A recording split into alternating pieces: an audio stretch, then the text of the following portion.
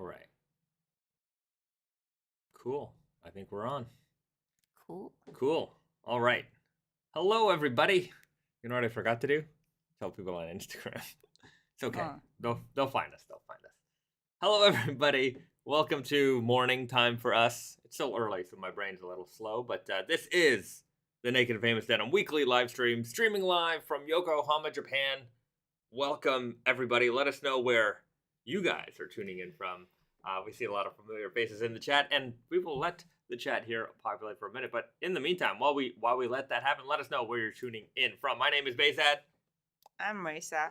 And that's us. All right. We've got everybody. Let's see. But we got David Macy. Good evening, everybody, from a very cold Greenwood, Indiana. Welcome.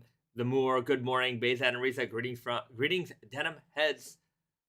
Good morning. Good to see you here. Good to see you again. Right W5, hello from Birmingham, UK. We've got I Wallen in from Portland. BD from the Niagara region, Niagara Falls, Ontario. Trying to think. Anyways, Marineland. There's a Marineland in Niagara Falls, Ontario. Interesting. Yeah. I believe, maybe I'm wrong, maybe I'm not. I think I'm right about this one. But remember the movie Free Willy? Mm-hmm. I think the whale from that movie was from Marineland. Oh, really? Like he lived there? Yeah, I'm pretty sure. Somebody correct me if I'm wrong, but I'm pretty sure that is true. That's really cool. Then they released the whale, and then I think the whale had trouble in the wild because it was captive for so long. So I don't think it was a very happy ending. Wait, so they actually released Yeah, I think because of the movie, they're like, well, you should Free Willy. And they're like, okay. And then I don't think it worked out well. No. It's a tough one. Fun fact, now that I think about it, the first time I've ever stepped foot into Canada was when I went to Niagara Falls as a child. That's great. Everyone needs to go to Marineland. Johnny Come Home. Everybody loves Marineland. There's a jingle in Niagara Falls, Ontario. It's a very catchy song. They've been playing that commercial for like 30 years. Slater Brown, hello from Georgia, USA. Welcome. JLB, hi from Queens, New York City. Welcome. Okay. Hello, Pants Peeps from Los Angeles, California. We got Mike Knight in the house. Stacy Shepard, morning from Melbourne, Australia. Just got my 22-ounce unbranded beast. I'm looking forward to a slubby Xmas. Nice. Good call. That said, let's just swing right into it. The unbranded 22-ounce denim, for those of you who didn't know, released today.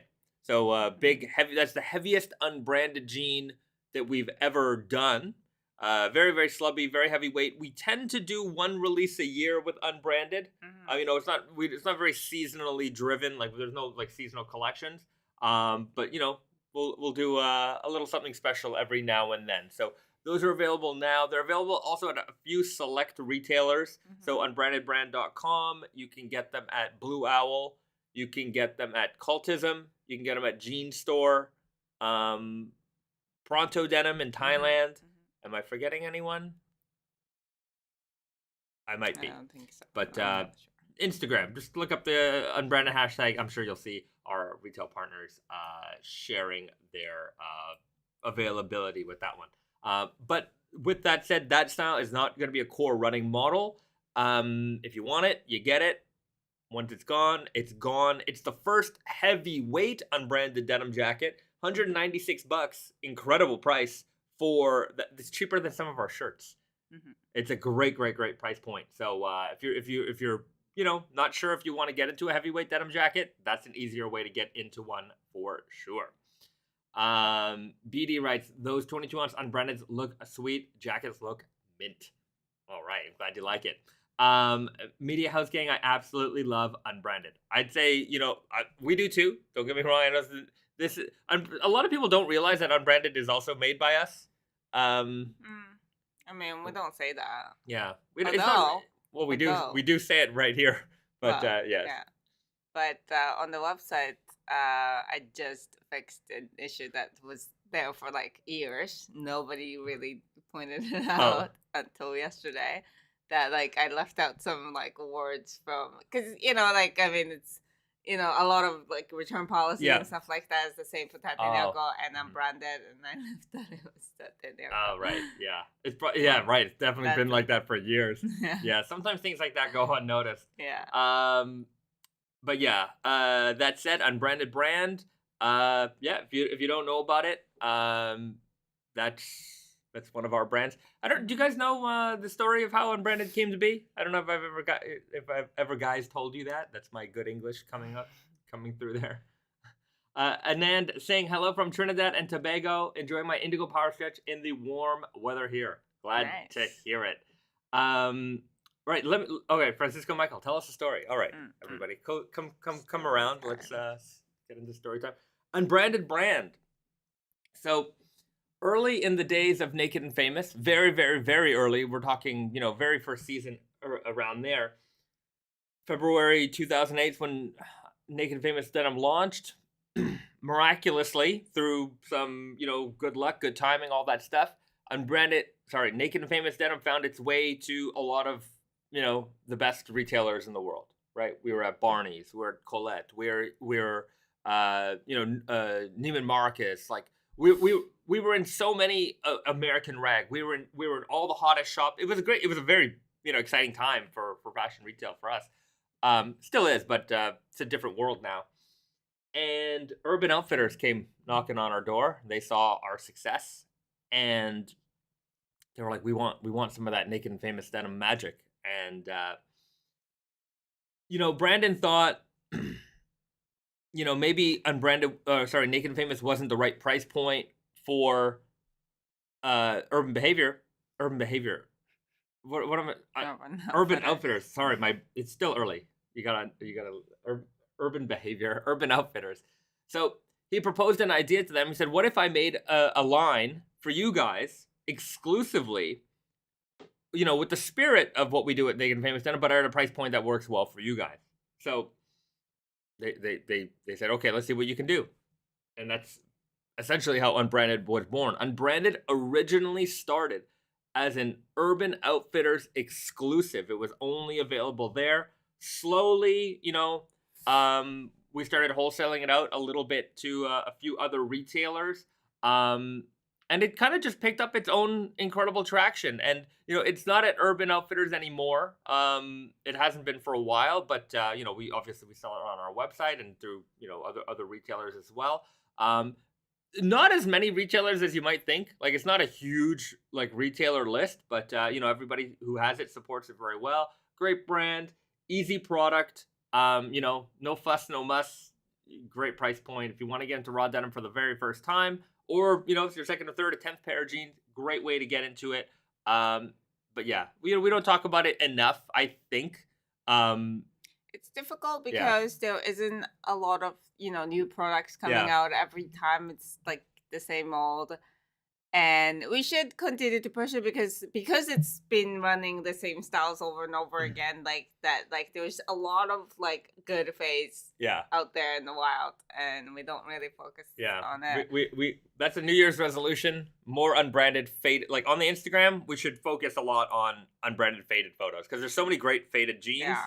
And then we do sometimes a big dump, but other than that, it's just we're a small team, and it's just. Anyways, you guys know that already. Yeah. I have big dreams, but only so many hands. You should have a reminder every week. So. Boom. So, anyways, we'll try to keep the unbranded content flowing because there are a lot of beautiful fades there to showcase, and I'm sure you guys are interested in seeing the faded jeans. We have to do. Who was I talking to? I forget who I was talking to somebody earlier this week about. Basically, we have so many faded jeans in our archive. And almost none of them are photographed properly, right? We talk about that all the time. Yeah, I want to make a book. I want to have this all up on our website. There's just so much that needs to be done. If you're in the Montreal area, you've got some camera skills. Let us know. We might be interested. I could really at this point. I think I could actually use some kind of social media manager. somebody who's just their job is to like, both content creation, but also just putting it out there consistently. Because like everything we do is so like edge of the, last minute. Anyways, that's just how we work. But as you grow as a company, you start to outsource things. But I feel like I like doing everything ourselves. You know what I mean? Anyways, it's hard to give up tasks that you do. What can you do? Okay, Francisco Michael, denim coffee table book. Yeah, I think so. Just a book, a gallery of beautifully faded photos of beautifully faded jeans. I think that'd be pretty cool. Mark Scheenberger writes, hey, sorry guys, I can't wear unbranded unless the jeans cost $400. Then they're obviously low quality. It's science. It's true. Ask the experts. You know what? If we've learned anything, you have to trust the science. And Mark Scheenberger, what can I say? Science is never wrong. Okay. Sorry, I cannot pronounce your name, so I'm not going to. How can I get a student discount in Germany? We don't offer a student discount, but we do offer great prices right at the start. And speaking of great prices, okay, here's a little teaser for Black Friday, because I did mention in our email and on our in the live stream announcement. We're gonna talk about Black Friday plans for Tate and Yoko. So let's get into that now. So Black Friday for you guys, the live stream audience, the live stream viewers, the people who watch this on replay know, or at least last week I announced it, or tried to announce it because we had some technical difficulties last week's stream. But on the 22nd, we are going to make all of the Black Friday promos live, but we will not advertise it. We will not advertise that the sale is live. There won't be any, banners or things on the website. This is for you guys, our loyal audience, to know that you can get in there first. You can, take advantage of those deals. Some stuff, there's not a lot of stock left. Some things there's a little bit more, but, you guys get first dibs. It's going to be our busiest week of the entire year, so get in there early. So on Tuesday, everything will be live. Basically, just click the all sale button in the sale section. You click on sale. There's a drop down that says all sale. Click that, and then every single deal that we have will be there. Will be live. You're going to be able to take advantage of it. Now, something that's going on right now. If you want to be even before that, if you go into our sale section right now and you click all sale, or like 20%, 40%, or 60%, everything that is going to be on sale, not everything, but everything that's going to be in the sale section that's been like discounted, like 20%, 40%, 60%, usually will go 20% will get moved down to 30%, 40% will get moved down to 50%, and then 60% will get moved down to 70%. All of that stuff is already in its proper markdown area, right? So I added a whole bunch of stuff to the sales section just the other day. There are some items that were in first markdown that are now in the second markdown. There are some items that are in the second markdown that are currently in the third markdown. So a lot of that stuff got moved over already. So if you don't want to wait, you'll save the extra 10%. That'll happen on Tuesday. But if you don't want to wait for that, you can take advantage of that right now. So that you can save. Practically all the non-Naked and Famous Denim stuff, not practically, I think all of it. There's no exclusions, I think, there. Well, we just delivered some new stuff, though. That was Which new stuff?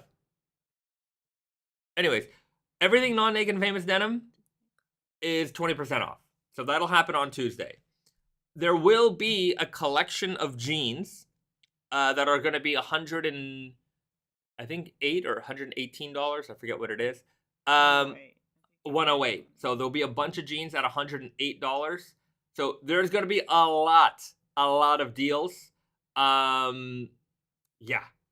So take advantage. This is I really tried to make sure you guys are going to get the best. I wanted to make sure these are the best deals, great deals. enjoy the deals. Lots of deals. If you have questions about the deals, I said deals a lot. Deal counter. Let me know. We can talk about that. But the only exclusions on the sale will be our core collection and the fall winter 2022 collection. So those are still new. Those won't be part of the sale, but there's a lot of great stuff that's going to be going on, and yeah, you'll be able to get a lot of jeans for some good prices. And I want to like address this question because I think a lot of companies do that. I just want to clarify where we stand. Taj H says, how substantial would the deals be? I've noticed that most of your sale prices went up in dollar amount today on the website. Case in point, the Rick and Morty items were at 118 and now they're around 150. And the reason that those went up, so 24-hour special is a like promotion that we run for 24 hours. After the 24 hours is done, it goes up in price to the previous price. But we don't do like, I know a lot of people do that, and it drives me crazy when they do it. Is that like, they raise the price so that they can, have a 50% markdown. We don't do that. We don't do that. We really don't. And 24 hours is a separate thing. So you can see that in those items. But like in anything else, like we are, the price today as like the retail price is forever the retail price. And then we mark down further from that. So. Yeah. There are, I mean, in the retail world, sometimes there's like the suggested retail price, and then there's the retail price that people actually sell it at because they want to show you, oh, you're getting a discount, right? Because there's just a psychological thing to that. And then, but a lot of like, there are products that are designed to be sold on sale, right? I don't know if they do it so much anymore, but I remember when I was younger, like luggage was a very like you went into like a department store, and every time you walked into the luggage section, all the luggage was always on sale. And it was just because like, oh, here you get this 5-piece luggage set. It's $700, but you can get it today for $300. It's like, but it's always $300. Like, and then you can have an extra 20% off. But I'm like, but I'm actually only getting 20% off and not like 1,000,000% off. You know what I mean? So we don't do that. We don't jack up the prices before a sale. The retail price is always the retail price, and we subtract from there, like Risa said. And then with the 24-hour special, you got 24 hours. And after the Black Friday sale, our prices go back up too, right? Those prices are there for just that period of time that we say, and then we put the prices back. So you have to take advantage while you can while the sale is on. But I mean, some retailers they'll mark down, but what we do is we have our regular markdown and then we have our promo markdown. So, And then once you go into the regular markdown, it would not. It doesn't go out. It'll like once it's in regular markdown, eventually it'll like as we sell it through, it goes down and down and down. Yeah, we can't sell them through. Yeah. Sure. Which is why there's one pair of shoes that's been on the web. There's a size 5 Naked and Famous sneaker. If you're a size 5 or can be or need a size 5, let me know. Just buy that. I'll give you an extra discount on it. It's literally the last shoe. There's a lot of last stuff that linger around for a long time, but the shoes are like just. There's one shoe that's been there forever, so it's a good shoe, but there's one left. Okay. Francisco Michael, thanks for letting us know. Will you include stock just for Black Friday, like the step up for $98? There won't be any of the step. Yeah, there won't be any of that this year. We will have $108 promos, but it will be on existing styles. Last year I was able to make some good stuff for around the Black Friday time. This year I could not. So that said, there will still be some good deals, and I think what I have for $108 coming up, you're gonna really like it. You're gonna really like it. Yeah. Some of it, the step up selvage, I think there's a few of those left. So those are gonna be on sale. But there will be, you'll see. Just give us a couple days. Tuesday. You'll see it. Okay, I need some men's bell bottoms with at least a 12-inch leg opening. You guys have anything? Grumption writes, 12-inch leg opening. We have the Groovy Guy. Look up the Groovy Guy fit. I think you might be happy with that. It's probably what you're looking for. Taji H. Thank you, Risa and Baysad, for clarification. My apologies for coming in the chat straight to the point. No, it's all good. No. We just want to clarify everything so it's out on the table. Yeah. Everybody's, we're pretty open. Wondering. Yeah. Invis Ian's, will we be able to add the custom patch for the $108 pairs? Absolutely. Mm-hmm. Yeah. Patch, hemming, no problem. Hemming will still be free even if it's a sale item. When I worked at Holt Renfrew, when I worked there, we used to do tailoring. So if you wanted your jeans hemmed, it was free if it was regular price, and then we charged if it was on sale. Really? Yeah, we charged if it was on sale. We don't charge at all. So if you have a pair of Naked Famous jeans, whether it's regular price, sale, the final, last markdown, doesn't matter. Hemming is still complimentary. We still do that service for you at no extra charge. So there you go.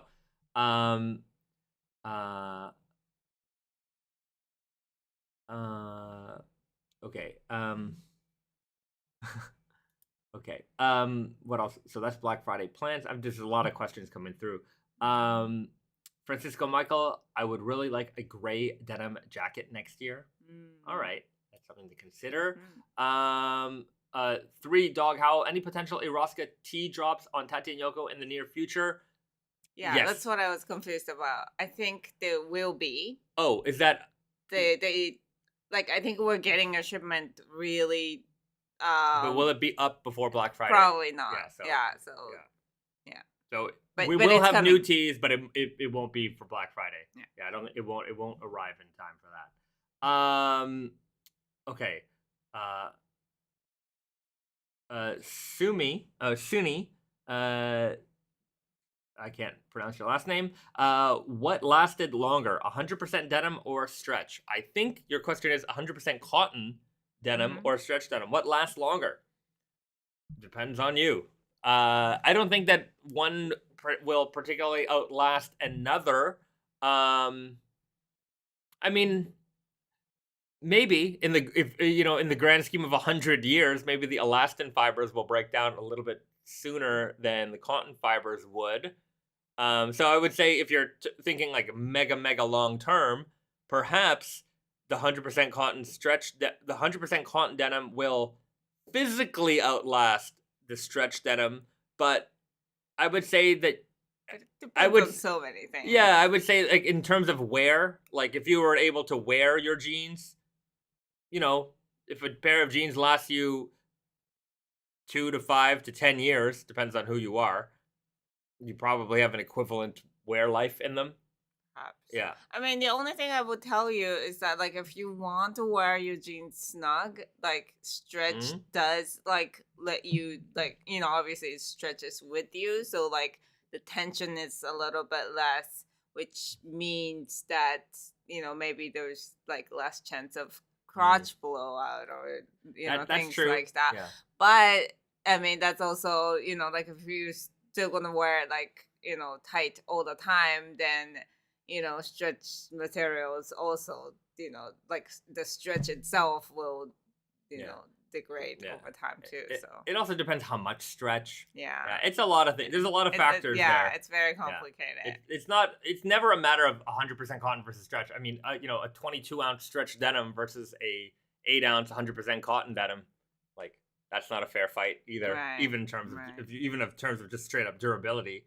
So, yeah, it's a tough. It's never like a black and white answer.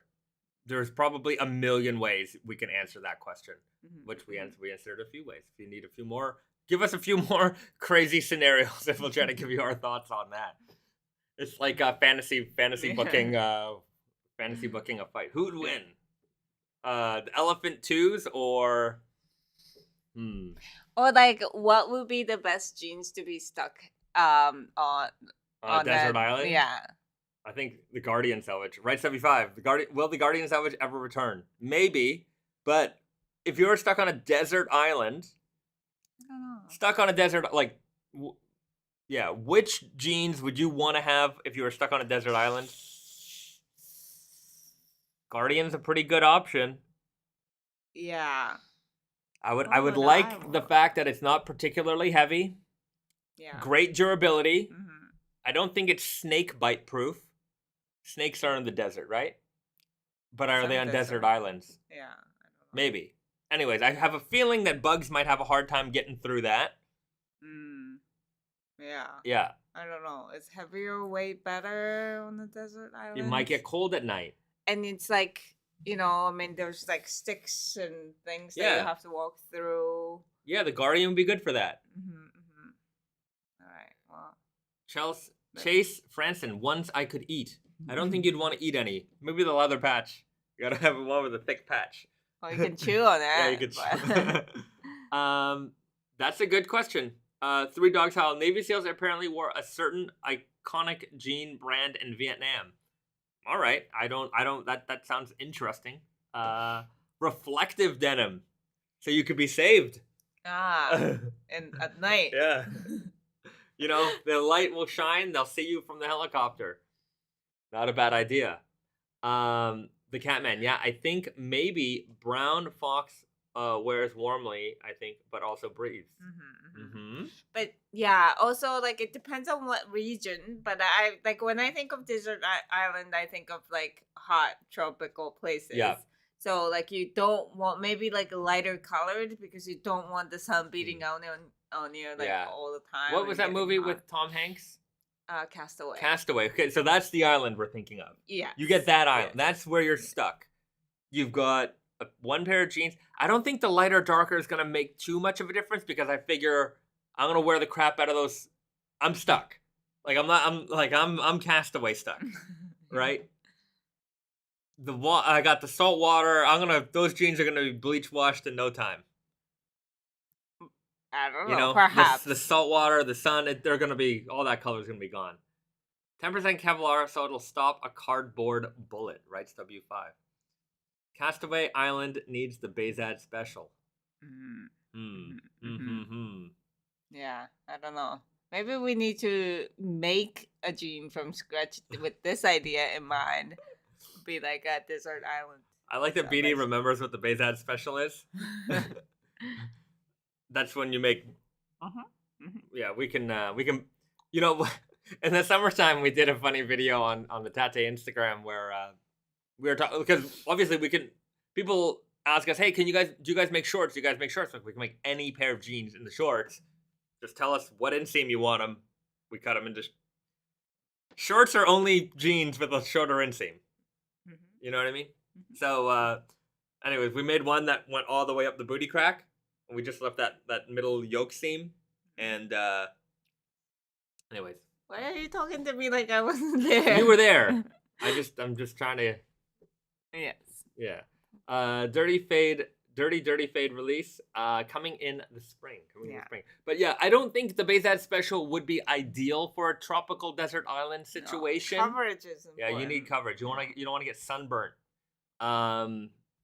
Yeah, but anyways, I like this game. It's a fun game to play. It's like Survivor Man, but with which jeans would you wear? Remember that show, Survivor Man? You never watched it? That was a funny show. Michael Scott did an episode of Survivor. I thought he was making a thing of like a serious survival show. But it was based on Survivor Man. So Survivor Man was a show where... Yeah, you said that it was a funny show. It wasn't funny. Oh. It was it was interesting. Serious. Yeah, it was serious. There's a multiple of those shows. Yeah, I think he was the first one though. Right? There was an Australian guy, I think he did one. But yeah, Les Strode, Shane Delahunty writes, he, I think he came up with the idea and he filmed it all himself, which was pretty incredible. He didn't have a camera crew. Michael Scott. Yeah, so it was just like Michael Scott. So as you can see, I've taken my pant leg and turned it into a bandana. Sergeant Snuggle, he was Canadian, right? I believe he was Canadian. I'm pretty sure he was. I like that. anytime like a famous person is Canadian, everybody confirms it. Like, it's Canadian, right? Yeah, we don't have that many, and it's just like sometimes you just have to make that confirmation, because you're like, he is one of ours, right? One of ours. Okay. Devin Hurt, my black Casio A100s came in. I don't know what that is.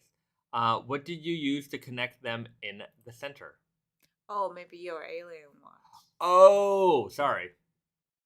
There's my alien watch. Sorry, what a dummy. There's a gun. Just look up alien watch case. And there's a guy in the States who 3D prints them, and that's where I got it from. I don't you know what? I'm gonna look it up just because I want to give that guy a shout out. Alien watch case. I remember it was on Shapeways.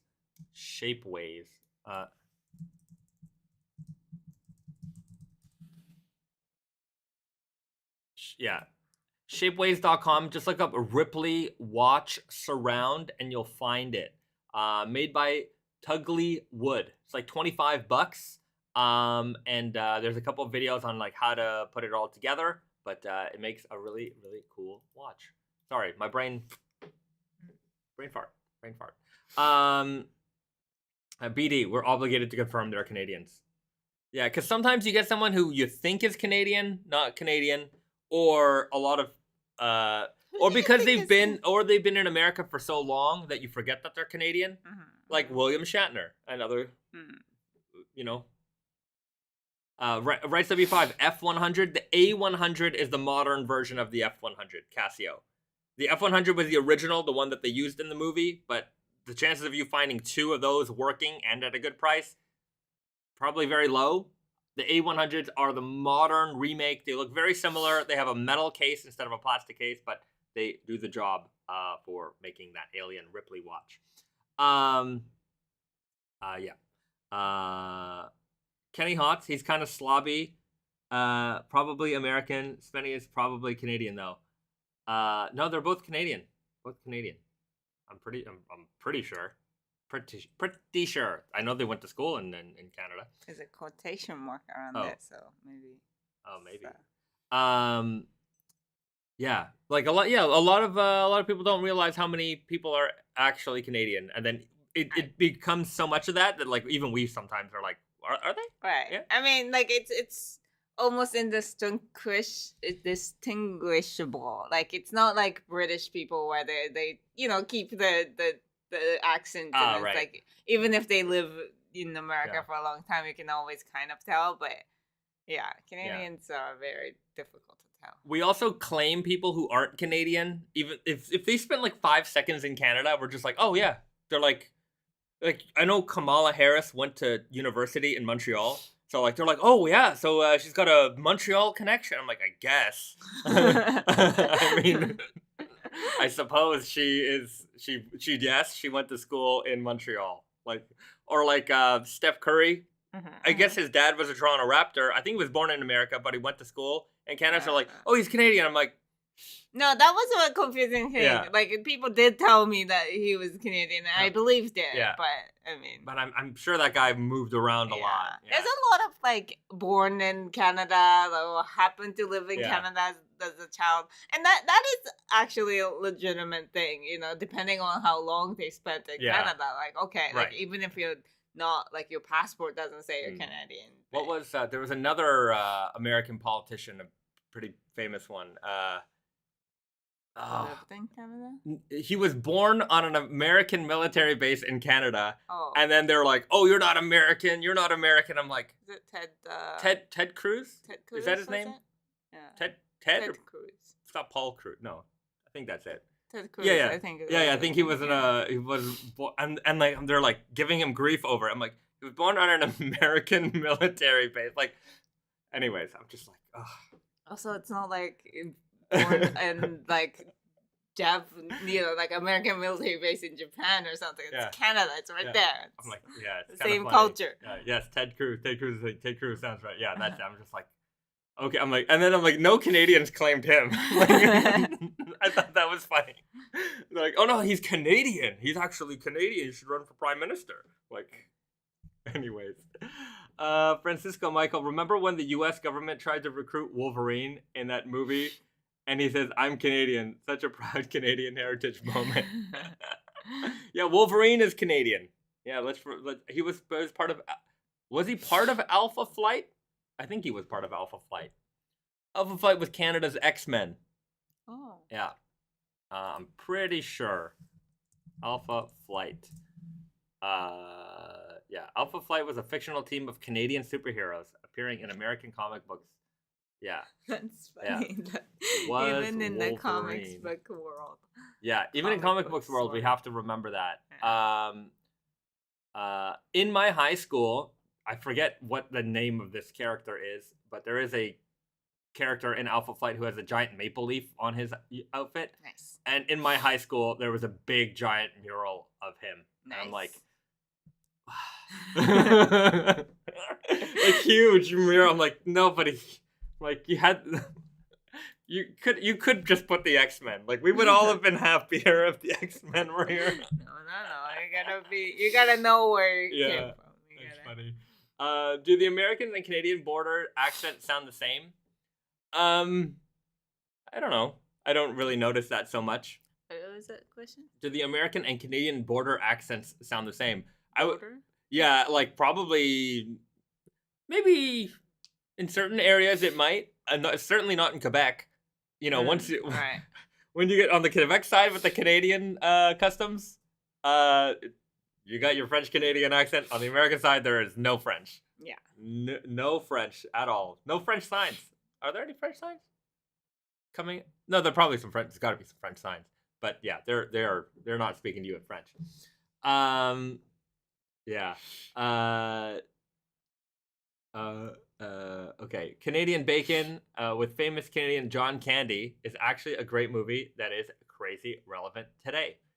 You know what? I'm gonna have to rewatch that one. I don't remember Canadian Bacon very much at all. Certainly do not. Francisco Michael, maple leaf is always either Vermont or Canada or New York. New York's got that maple leaf too. There's a lot of places that are maple leafs. Yeah. But I admire Canada's ability to have claimed maple leaf. Yeah. It's such a universal thing, but for some reason Canada got it. Yeah, Canada got it. And you want to know what else? Canadian flag created. The Canadian flag only came around in, what is it, 1965? It's like our flag with that leaf on it is not that old, actually. Yeah. My mom's older. Yeah, right. Like most of our parents are older than the Canadian flag. And within that time, we just made that our flag. So there you have it. In not a lot of time, the maple leaf became ours. That's crazy. Like, what did you use before that? Like these British flags. Oh, yeah. Interesting. Yeah. Right? So like all of I would imagine our soldiers in the World Wars were wearing these flags on their uniforms, not the maple leaf. So somebody who's more of a historian than me, maybe you can tell me about that, but yeah, the Canadian maple leaf flag is certainly a lot newer than a lot of people think. It wasn't what we were founded on. What was the flag before the 60s? Yeah, look it up in Google. You'll see it's a bunch of like Union Jack style flags. I have one of the flags that flew over the Parliament building in Ottawa. Had to wait 12 years for it. Oh, interesting. Do they give those away? They must. I guess so. Canada being a Commonwealth country, that makes sense. That's right. Okay. Chuck De Beers writes, would it be possible to do a double colored core denim, treat the weft yarns the same way you treat the warp yarns on your colored core denim, potentially 4 different colors in one jean? Okay, so technically it would be possible. The problem is you don't want a weft that fades. because your legs will be blue just for a long time. Yeah. So and you don't even see it. Yeah. You don't even see it until it rips, really. Yeah. So technically it's possible, but from a practical sense, it doesn't make a good product. Yeah. And it will be more expensive, obviously, because, it's just special ones. Yeah. Colored wefts are more expensive, and then like a super custom colored weft would be even more expensive. It would be more than double what we would charge for a color core denim already. Because the weft yarns, there's more of them, and if that's all custom yarn, it would be tremendously expensive. Yeah. And for it to be 4 different colors, that means you have to do different indigo dyeing on those core yarns of different colors. Yeah. So possible, yes. It is technically possible.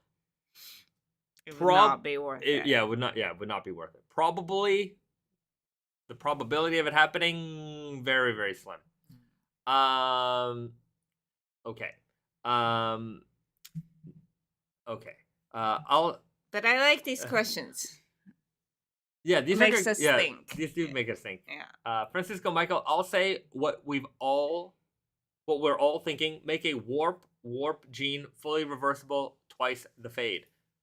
One time we used the left side of a jean for the outside. The Hunter Selvedge. It might have been stretch selvage, but the Hunter denim that we did, it was like a forest greenish gray jean. Essentially what happened there was we got the fabric and our factory made an oopsie and used the weft side on the the front face of the fabric. And we looked at it and we're like, these look better than if we had used the warp on the outside. Sorry. And we just went with it. We went with it. They looked great. I think that's the only time we've ever done that. Yeah.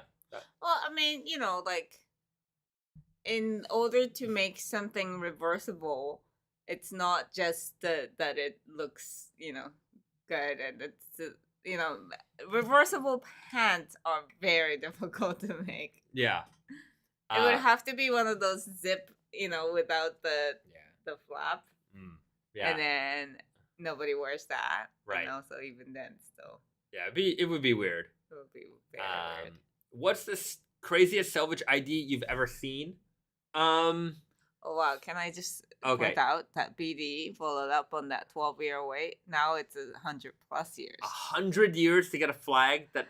If you sign up now, maybe your great-great-grandchildren can have it. I'll find an old flag in a thrift store somewhere if I really want one. What was I saying? The craziest selvage ID I've ever seen. That's a good question. I think our Ghostbusters glow-in-the-dark one was really cool. That's very cool. Like, depends what you mean by crazy. We have the there's that one fabric that we've got, basically looks hand-woven, coming for spring 23. That selvage ID is crazy. Crazy town. That is, like, is such a good fabric. I can't wait to show it. I can't wait to show that one. It is gonna be. This is on another level of difficult construction. Anyway. Oh yeah, and we can't it's not practical. Yeah. We just thought that this was the most amazing idea.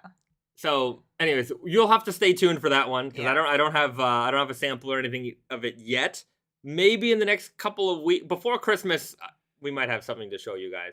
Anyways, stay tuned. There is an absolutely crazy selvage fabric and selvage ID you're gonna see. But aside from that, what else have we done that's pretty crazy? Our 10-year anniversary one was pretty crazy.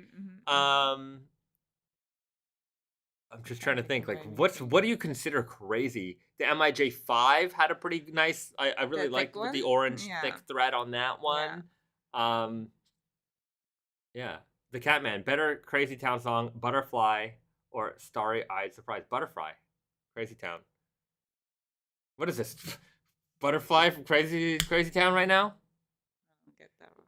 Crazy Town made a very iconic, like if you think like 2005, I think I know 2004. the song we are talking about. When did that song come out? Sorry, it is just such a. It's I don't want to call it. It's not a. Is it a bad song? It's not a bad song. It is transcended. One hit wonder. Crazy Town, Butterfly. When did this? 1999. Wow. Sorry, I don't know why I said 2005, but it is of the time so perfectly. Mm-hmm. It's like it is such a perfect moment in time that it is anyway. I enjoy that song, I'll tell you that much.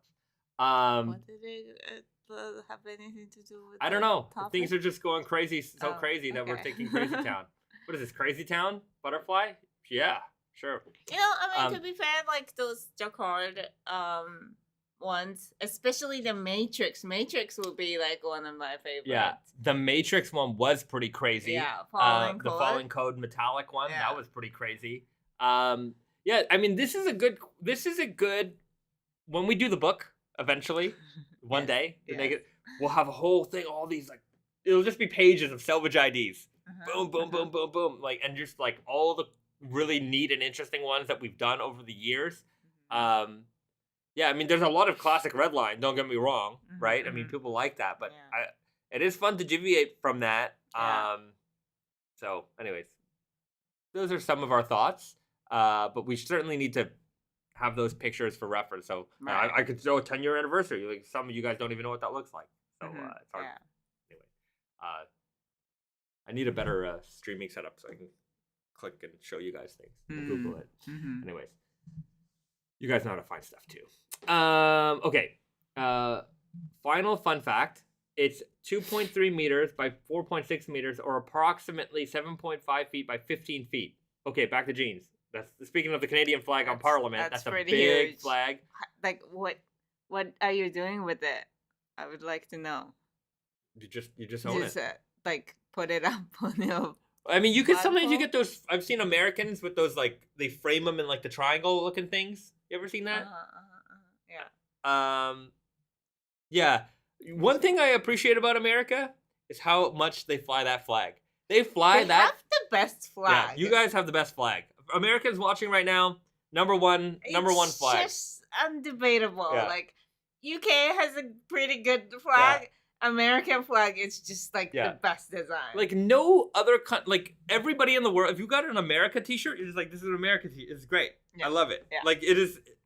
The amount of flags flown in America is impressive. You're driving down the highway, you're driving through a city, it's just flags. I'm just like, and everybody else loves that flag too. Yeah. And not just of course, the idea of America too, but like the flag is just so cool. You guys got a good one. I gotta show my shoes. Yeah. Reese's got some America shoes. This I've had since I was basically a child. Yeah. Of this, like since I think it's my adult size, but I just love these. Yeah, you can wear these and just this is awesome. Yeah. And I kept this I don't know how many of my childhood or like teenagers stuff that I kept shoes, but this just I couldn't let go. That's it. Such a good. Yeah.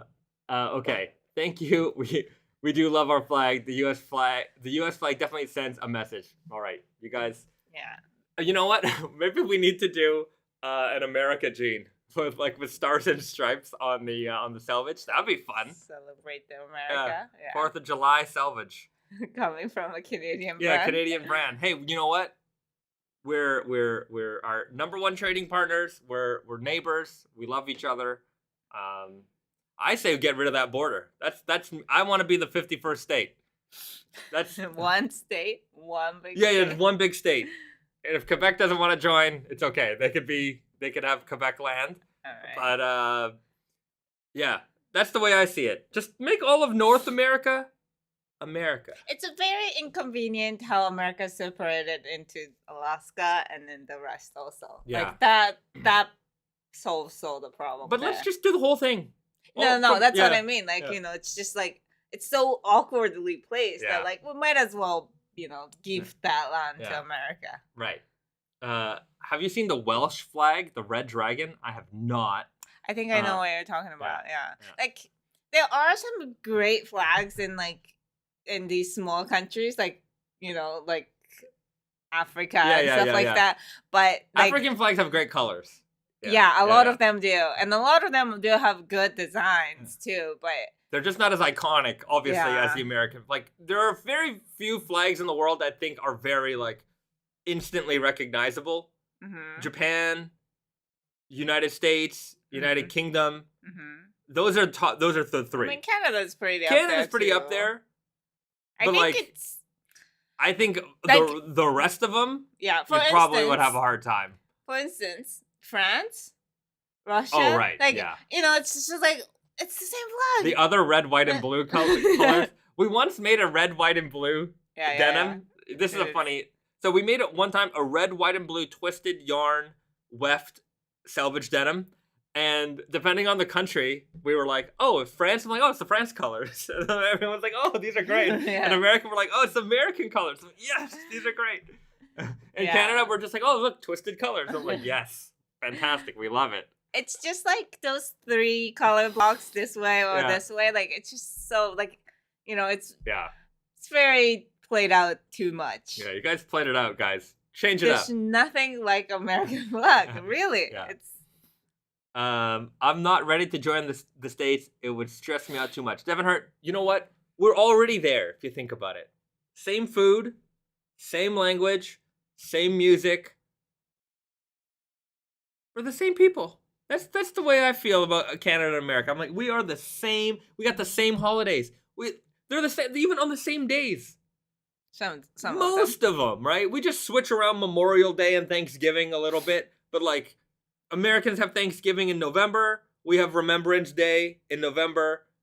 Americans have Memorial Day and October Day. What did I? October Day? Anyways, Johnny, come home. Can I keep my healthcare? You know what? I'm going to be, you pick whatever you want. You want Team Canada system? You want American system? We can have both. Let me just run the whole thing. I'll figure it out for everybody. I'll make sure everyone's got a nice pair of jeans too. Yeah, Semos, I wouldn't mind 2 Thanksgivings. More to be thankful for. We got so much more now, right? They're like my siblings. I don't want to live in the same house. Let's keep some space. They can be different states. Every state's got its own little way of doing things. But let's just, that border is so annoying. You got to have a passport, shipping across the border. You got all this paperwork. Get rid of it. Let's just go. Yeah, it's very inconvenient from our perspective. Yeah. But Sergeants, Americans, they don't even know which way Canada is. Not all of you guys know. Some people are like, Canada? I've never. I do think, I don't want to get on a boat. Yeah, like if we combine, like if we semi get rid of the border, like by that, like, there's no import export, first of all, and then same money. Yeah. Same metric system, then I think it makes sense. Those 3 things are just annoying. Yeah. Yeah. So, anyways, I'm thankful for Naked Famous Denim. We are thankful for you, Mr. Juan Escalante. Dusty Rad title. Tim Hortons had to pull out of Minnesota, actually. We had a Timmy's for a short time. Interesting. Canada had Target for like 9 months. A minute, yeah. You have no... For Americans who don't know, Canada got Target, and it was like 2015. I don't think it lasted more than a year and a half. And they opened a lot of stores, like a lot of big, giant Target stores, and they were in and out in a flat. It was. I've never seen a retail failure like that in my life to that scale. I don't understand. Target is great. Yeah. When I lived in the States, I'd never go to Walmart. I would always go to Target. It's just so much better. I don't know what happened. And Catman. Oh, the legal weed. That's a big advantage. Canada does have legal marijuana. In America, I think it's criminalized in practically everywhere. I mean, they don't. I think it's still a federal crime, but I don't think they enforce it on the state level at all. If they want to. Yeah. Anyways, I'm not a lawyer. I'm not offering you. Don't do anything illegal. Don't do illegal things. That's all I'm saying.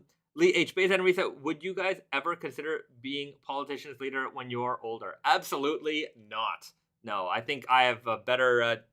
I'm a lot better at convincing people about denim stuff through the power of the internet and talking to you guys than I would as a I mean, I honestly think you were such a good speaker that you would make a good politician, but at the same time, I think being politician is not just that, and I don't think you have I'm not criminal enough for it. I couldn't possibly be that much of a low life. I think you also need the desire for power, and I don't think you have that. Yeah. I'm not a sadist. That is it. I couldn't possibly sink to that level of being a garbage human. Not to say I'm saying that with a straight face. I hate it. I don't like politicians. I don't say that. I actually think that everybody not everybody obviously, but enough people start off by being, want to be a better politician for the community that they serve and stuff like that in a smaller scale, and then they just just gets out of hand from there. But even with that, I think that you want to you would need to want to be involved in other people's lives, and that's just something. This is the level I want to be involved in your lives. We have a fun conversation about pants and random things. I don't want to tell you how to live your life. You guys know how to live your life. Anyways, no, absolutely not. That would be ridiculous. Okay. Francisco Michael, either you die a hero or live long enough to see yourself become the villain. Yeah, that pretty much sums it up. Venomous Teddy about Target. Every time I went to Target as a Canadian, I wondered why Target was such a big deal. I think Target in Canada, they struggled to get the same level and quality of products they had in America, and that's because of that pesky border. If they were only able to just ship stuff up, instead you had to go through the Canadian distributor and they had agreements with this, that, and the other company. I think that on top of a million other things caused a lot of problems. But that pesky border, get rid of it, and then we would have Trader Joe's in Canada. Oh my God. Canadians don't even know. The average Canadian doesn't know what they're missing. Trader Joe's, life without Trader Joe's, it's just a little sad. Just going to the average New York bodega and just the amount of product. Canadians, you think we have a lot of product. You go into a grocery store, there's a lot of stuff. There is a lot of stuff. But go into a bodega in New York and you realize that you're like, I've never even known about these flavors before. You go into their drink wall, the beverage wall, and it's just like, why are there 79 flavors of Arizona? In Canada, you got 2, right? There's everything. There's Coke, everything. Every possible flavor of Coke, they got it, right? I'm just saying I love the fact that everything exists. And I'm always excited by the variety of stuff whenever I go into an American grocery store, American big box store or whatever. You guys have it all. In Canada, we get some of it. And when you travel to America enough, you start to realize that you don't have all this stuff. Mm-hmm. And it's like, let's tear down that artificial wall, guys. This is my Reagan moment. Yeah, it's funny. How your sister drives to America to shop at Trader Joe's or whatever, just past the border so she can get to other kinds of stuff. It's just to get peanut butter, it's one thing to Captain Crunch. Go to Japan to get these weird flavored chips and stuff like that. But it's it's right there. Yeah, it's right there. And it's amazing because we have Captain Crunch, but we don't have all those Captain Crunches. Or it's you have Reese's products, and then America has 50 Reese's products, and it's why aren't they up here? Don't know why, but there seems to be some kind of problem, right? There's a problem getting it past this patch of grass. It's all the borders. It's all the borders' fault. Yeah. Venomous Teddy, American food variety is insane. I love it. Yeah. Brainstar, Aloha print weft for Trader Joe's denim. There you go. That'd be a fun collab. Yeah, good collaboration. Rafi Ashraf. Yeah, true. We don't get S here. Been searching for vanilla Coke for ages. Right. You just sometimes vanilla Coke is such a basic item. Right? And it's all this little stuff. And you don't realize that you don't get it. Yeah. Francisco Michael, Mr. Gorbachev, tear down this border. That's right. This is my Reagan moment. Yeah. Shane Delahunty, Trader Joe's, Safeway, Vaughn's, and Pavilions are the best. You guys have it all in America. What can I say? Juan Escalante, this is my first live stream, and I love to know that we went from discounted jeans to eliminating international borders. Get rid of the borders, guys. Let's all be together. And yet weirdly Canadians have all the chip flavors. We have some of the chip flavors. We have some unique chip flavors in Canada that you can't get generally anywhere else. Ketchup and all dressed seem to be the only ones though. But America's got like, cheese jalapeno, something or other, set your life on fire flavor. There isn't like a lot of new ones in Canada. No. Yeah. We don't want to make a fuss and ask for the 100 extra flavors. We're Naked and Famous. We make a million flavors of jeans. I'm a variety guy. I like it all. I want to try everything. Need to go to my local Korean convenience store for that vanilla Coke. They have the hookup. There you go. Enjoy. Support your local Korean grocer.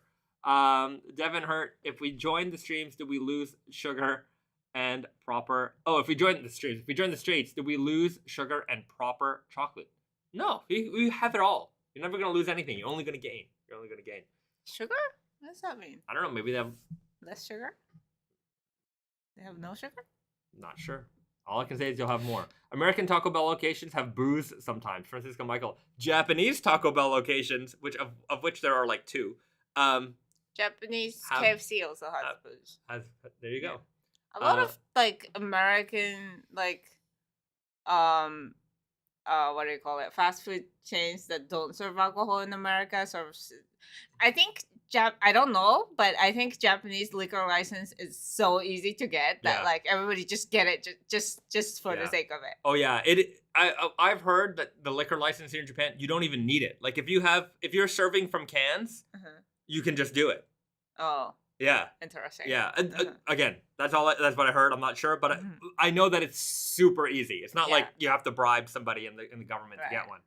You can just it's not even that if you have a restaurant, it's not even a decision like whether you get it or not. It's just like it basically might as well kind of thing. Yeah. A Catman. Oh, Canada calls Blue Moon beer Belgian Moon. Oh, interesting. I do like how Molson made themselves just Canadian at the tap. Genius. Right.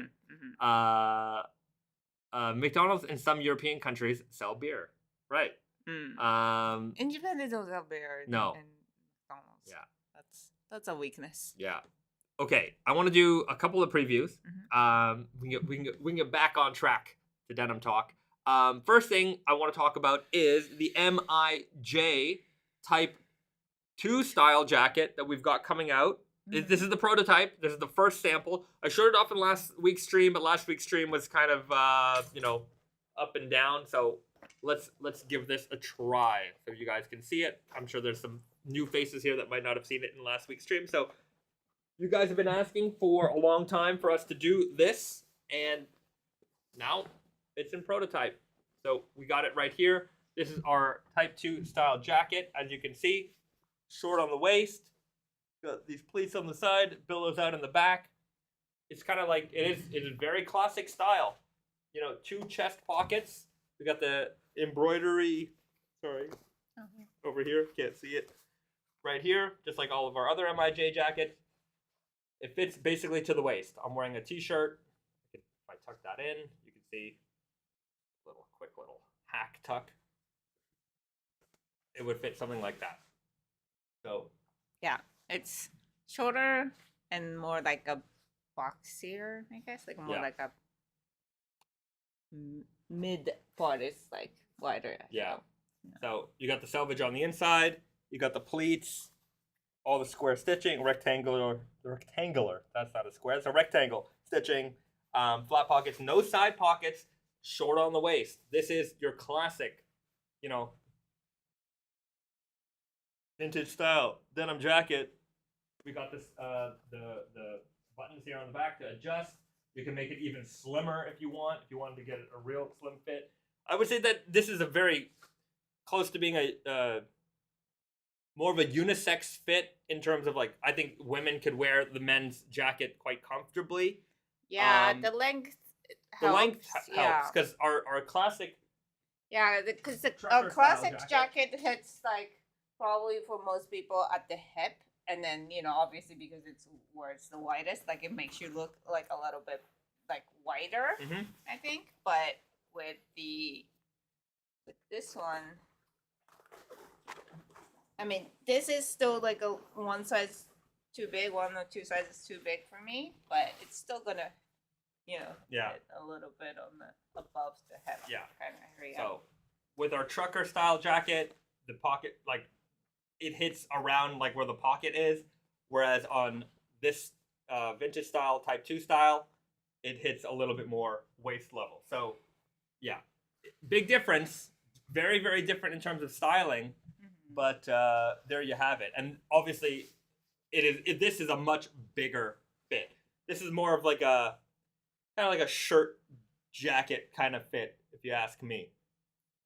Okay. Yeah, there's way more room in here. It will be more fitted.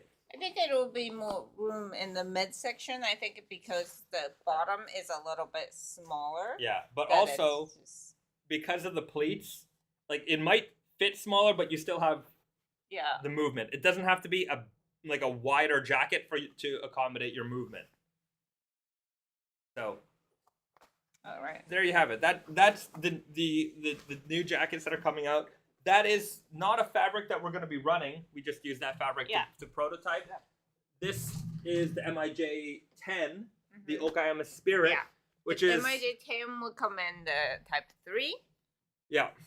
And the next round, so MIJ 12, we're gonna release it in Type 2, I guess. Yeah, something like that. Yeah. Yeah, right. Because MIJ 11 is the Tokushima hand dye, with the Kakishibu, Kakishibu Tokushima hand dyed Kakishibu denim. MIJ 10 is the Okayama Spirit, remastered, reborn. And then for 12. Which is we're working on. I don't know which one's gonna be 12. Yeah. Anyway, there's a couple more MIJs in the works, so we just have to we might ditch the numbers and just start calling them like with names. Yeah. Because at some point, like I just feel like we're getting into iPhone land, and like the iPhone 14, and then like it's hard to remember what was what when it's numbered instead of just giving it a name. Yeah, but it also gives you kind of like the history. Like if you had like MIJ 4 and if you bought like MIJ 14, like it's like, oh wow, this is like 10 years in between. Not that the numbers represent years though, so that's kind of confusing. If the numbers did represent years, but anyways, I don't know. We're reworking it, so hopefully, it will make a little more sense. But I think, anyways, MIJ 10 Okayama Spirit. That's obvious. MIJ 11 Tokushima, long word. MIJ 12, maybe MIJ 12 yada yada. Yeah, and that's the yada yada is the one that's gonna become available in Type 2 fit. Yeah. Yada yada. So stay tuned. And then a couple people asked about this jacket, and I just want to talk about it because this is the zip crop jacket that we planned for fall winter 22, and they are coming, but they are not here yet. Production is a bit slow, so it is much like the Type 2 style jacket with the flat pockets. It's more of a cropped jacket, so even on me it's very cropped. Flat pockets, zip, looks great. Zip all the way up till here, so you can wear it like that too. But stay tuned. Yeah, we know. I love this. There's still a bunch of lady stuff to come. Yeah. Francisco Michael writes, if Bezed was a rapper, his rap name would be The Prototype. Fun fact, as you guys know, I'm a pro wrestling fan. The Prototype was the name of what wrestler? don't know this. John Cena. Really? Yep. When he was in OVW, that was like a development wrestling league. He was known as the Prototype. Oh, okay. Yeah. Well, okay. I don't. Huh?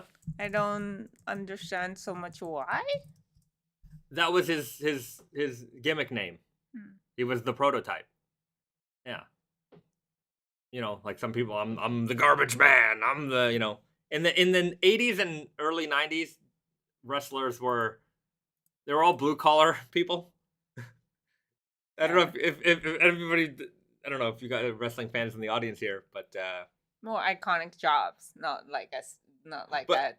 Well, yeah, they were like, you would have the Mountie, and you'd have the big boss man who was the cop, and you would have, well, the Mountie was also a cop, but you would have you know, the Repo Man and Duke the Dumpster Drosy, and like he was a garbage man, like you know, not like a guy, but like a like profession that is your life. Like it's not like perhaps there was IRS who was that's not a blue collar. No, not blue collar. But yeah, there was a lot of the characters, you know.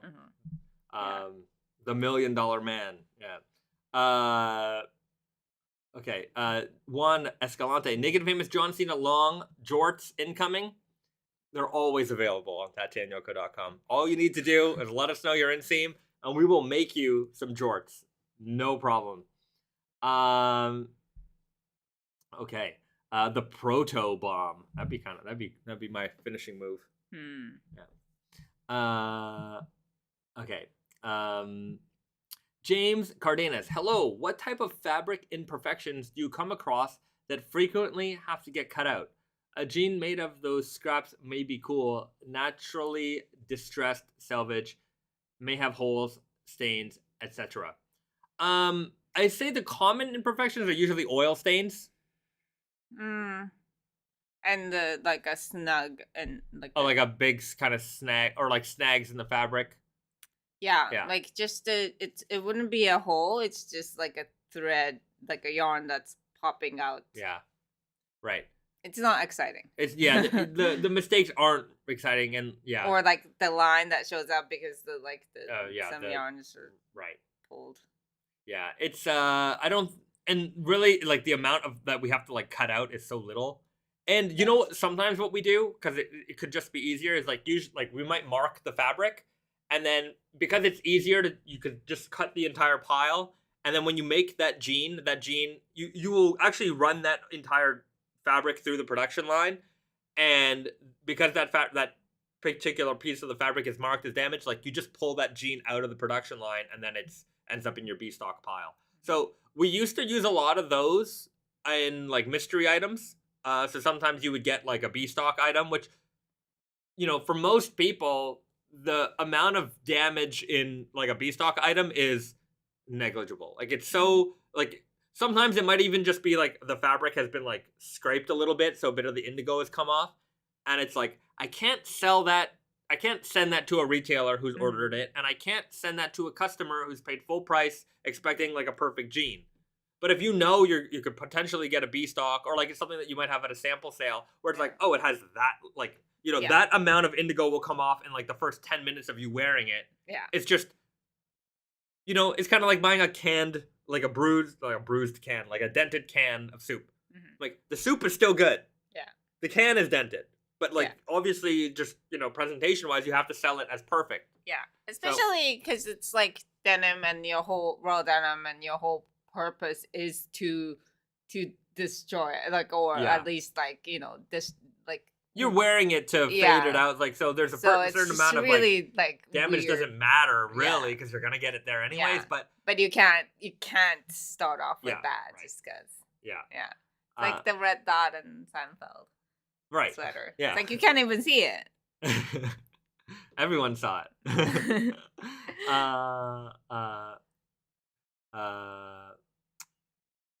Venomous Daddy. That was John Cena's finishing move in OVW, the proto bomb. Oh, okay. Well, there you go. No, it's just the 5-knuckle shuffle, and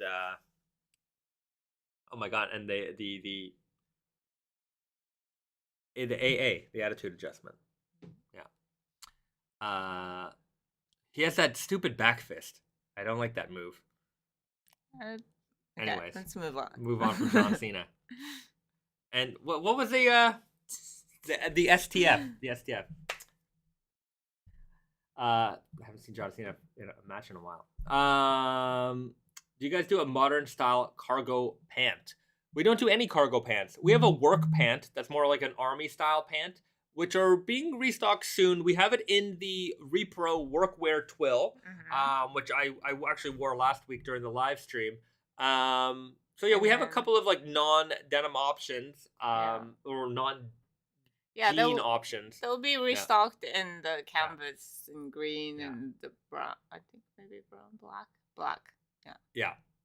Better study. Attitude adjustment, which used to be the FU, right? The FU. You got to make it PG though. That was the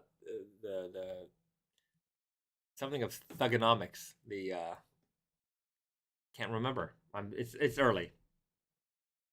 He was the something of thugonomics. Now I can't even remember. Anyways, John Cena.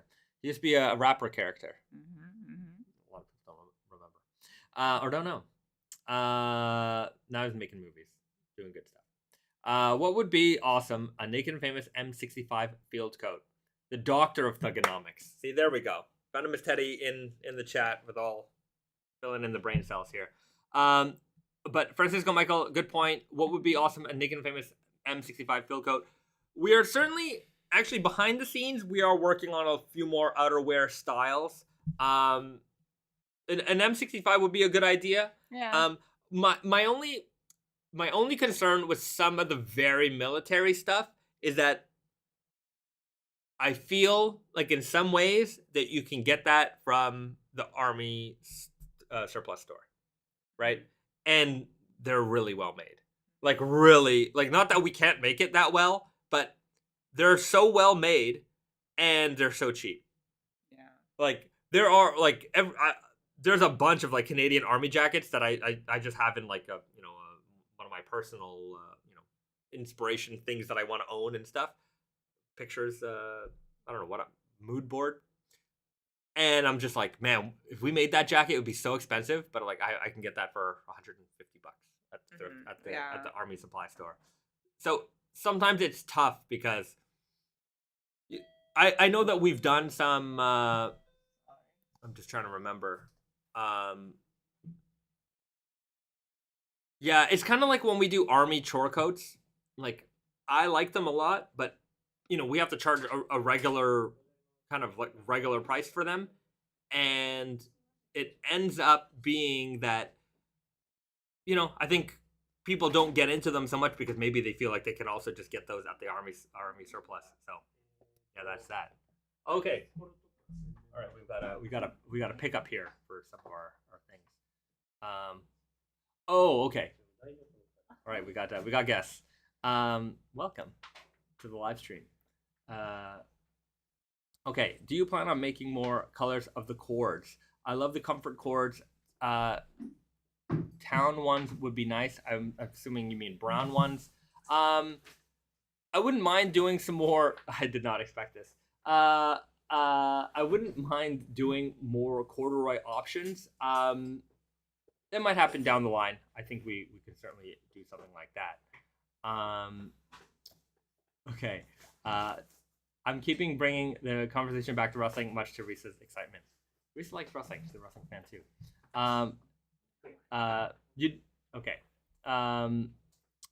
Francisco Michael, in reference to the M65 jacket, yeah, we'd have to put a Naked Famous spin on it. Yeah, I don't think if we were to do more military style stuff, I think you're right. We would have to do it in a way that is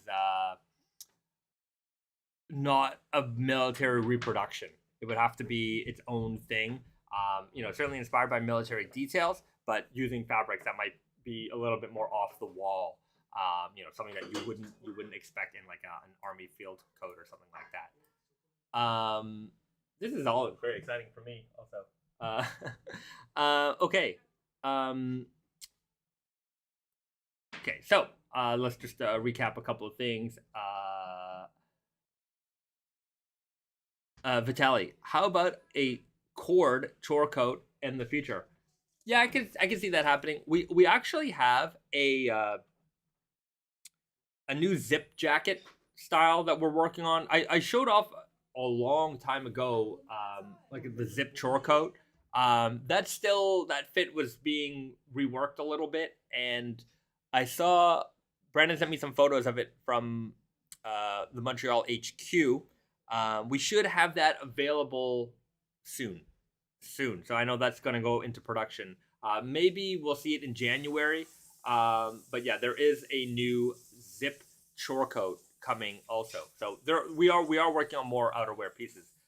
Desert Dawn Pink at N65 or M65. Yeah, I can see that. Anyways, there will be more outerwear. The gist of everything is more outerwear is coming. Francisco Michael, I would love more chino options too. Yes, I know our slim chino is gonna get reworked. Sorry for the noise, guys. Sorry. Is the door still open? Do they need that door open? Oh. What was I saying? Oh yeah, the slim chino is gonna get reworked. It's gonna be made a little bit wider. In fact, a lot of things in the Naked Famous Denim world are getting a little bit bigger. As we are offering the true guy. Not that we're getting away from super guy or anything like that, but there are some things that are going to get reworked to be just a little bit wider. The work shirt will also be one of those things that we're going to be reworking a little bit. It's a great fit for slimmer builds. And that kind of came from the time of when like a lot of Naked Famous Denim tops were a lot slimmer. But the work shirt will get reworked a little bit, probably for next fall. It'll be a little bit wider. So if you're happy with the current fit, you might just have to, like the medium will probably be, if you wear a medium now, the next iteration of the medium might be a little bit big. You might have to get into a small. So there will still be a way for you to get a similar look from us, but we are going to make it such that it'll accommodate a little bit more. Right. Yeah. And then, I mean, I think the adjustment is coming from mostly that, like, we kind of these days we kind of tend to focus on heavier weight work shirt that is more like a jacket rather than a shirt. Yeah. Or like, like I think in the beginning, like our idea was like, yeah, you can wear it over a t-shirt, but you can also wear it as a shirt. But now like it's more like coming towards like the jacket brand. Yeah. Any news on the milk glasses? That blonde dude asks. Yeah, no, but I also haven't heard the bad news, so I'm thinking maybe the no news is the good news. It is coming towards the end of the month, which they might slide in right before Christmas. Yeah, just but like don't hold your breath. Yeah, they're on their way, but whether or not they hit it before Christmas is the real question. So bear with us. They are in the works and they are coming soon. So okay.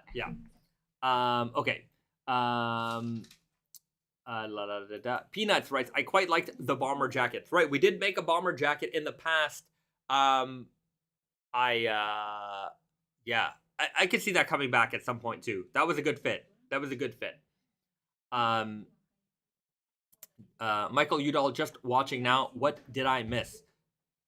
Black Friday info, which actually we'll repeat that just before the end of the stream, so that everybody who's tuning in a little bit later on knows what's going on for Black Friday. We covered the Type 2 jacket, and I'll probably cover that again one more time in this stream. Okay. That's the way style is going. Looser fits. Mike Knight.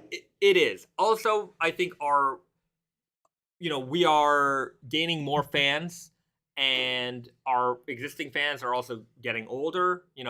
Men tend to expand a little bit as we get older. I know I have. So there is a little bit more of a desire for that.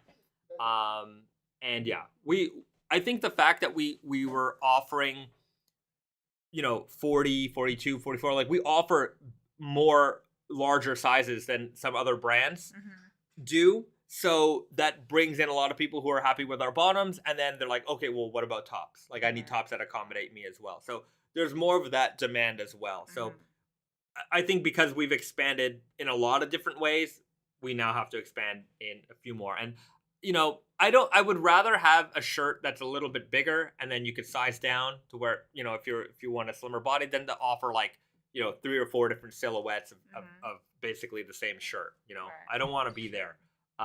So yeah. BD, Bayzet, I watched Chopping Mall recently. Can't remember if you recently recommended it or if it was an old early stream. I watched it. It was great. Friend also recommended it. Told them to watch Slacks. Yeah, Chopping Mall.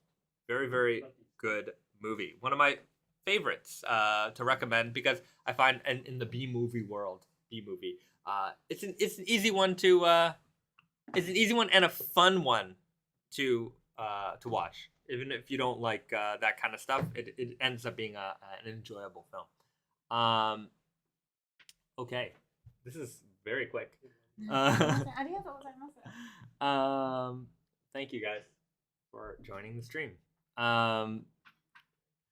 Okay, Venomous Teddy, when are the Higo knives? When are they coming out? Soon.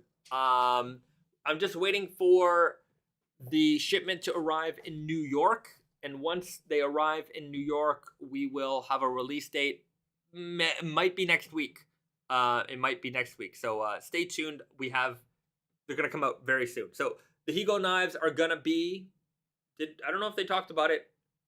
I told Tati and Yoko to do a video on it. So they're gonna do a live stream talking about the new ones. The knife guys are coming back. Remember, me and Garrett did a video showing off the knives when they first came out originally. But I think Terry and Garrett are going to do a video, so stay tuned for that, and they'll do the announcements and show off what's coming off. It's some very, very beautiful stuff. Okay, yeah, the David Macy, what's that Higo knife? A Higonokami knife. It's a friction folder knife. It is a made in Japan knife. This company that's been making knives in Japan here for, Risa, how long have they been making knives here for? Over 100 years. Yeah. I don't know. Anyways, checking on the cats. I think make sure both cats are still here. Yeah. I don't know. Let's look We're gonna look it up. I think I have one here.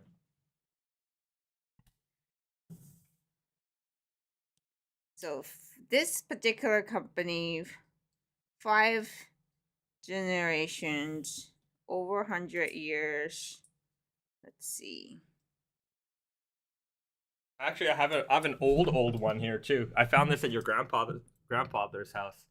So this is an old vintage one, very, very old, and it needs a little bit of maintenance, but you can see it comes out like that. It's a friction folder. This one has no friction left. It needs some adjustment, but that's an old one that's been rusted out, and I could probably recover this up pretty nicely. That might be a fun project to do. But this is one of the Higonokamis that we did here at Naked Famous. You can see a lot more friction in that blade. Pull it up, and it's just a nice little pocket knife that you can have, very, very beautifully crafted. And yeah, not for some of these, not particularly expensive. I mean, under $50 for these guys. We do have a very, very, very special edition one coming up that is going to be quite pricey, Damascus steel. Anyways, I've already said a little bit. But once you see it, you'll know it. And if you're a knife person, you'll understand the value of the pricier one. But if you're just a casual, you need something for your desk, something to open letters or boxes with, this is a fun little item to own. So the this particular company who makes our knives are they're in business since 1894. But the Higonokami is just I guess in that region they're making these knives. Multiple suppliers are making knives under the same I guess trademark of Higonokami, and that's the way they make these knives. And then there used to be a lot more manufacturers that are making knives under this category, but I guess there's not that much anymore. So right. So but 1894. That's pretty good. That's pretty impressive. Yeah. But yeah, here's a old vintage one. Yeah, it's pretty cool. I mean, it's just nice. Anyways, I should be careful with that blade because it is not. Anyways, not sharp anymore. It's very dull and worn out. But that would be a fun repair. But this has been around for decades and decades and decades, and all these things need is a little bit of maintenance to keep them going. I mean, it is a little bit of rusted out and stuff like that, but with a little TLC, I can get this to back to new condition easily. So this thing, it is a for life kind of product so long as you maintain it properly. So there you have it. Pioneer writes, will Naked and Famous be selling at Costco soon? Not soon, but if you are if you're a buyer from Costco, let me know. We'll make some Costco branded. You guys already know I want to make those Costco Kirkland Collabo jeans, but I wanted a package deal. You get some Kirkland paper towel. You get some Kirkland peanuts and Kirkland Naked and Famous Denim Collabo jeans as a box set. You got to be able to have paper towel, the same jeans. You know what's amazing? The other day I found 7-Eleven jeans here in Japan. 7 and 9 Holdings jeans. A lot of people don't know that 7-Eleven, 7 as a company is a Japanese company.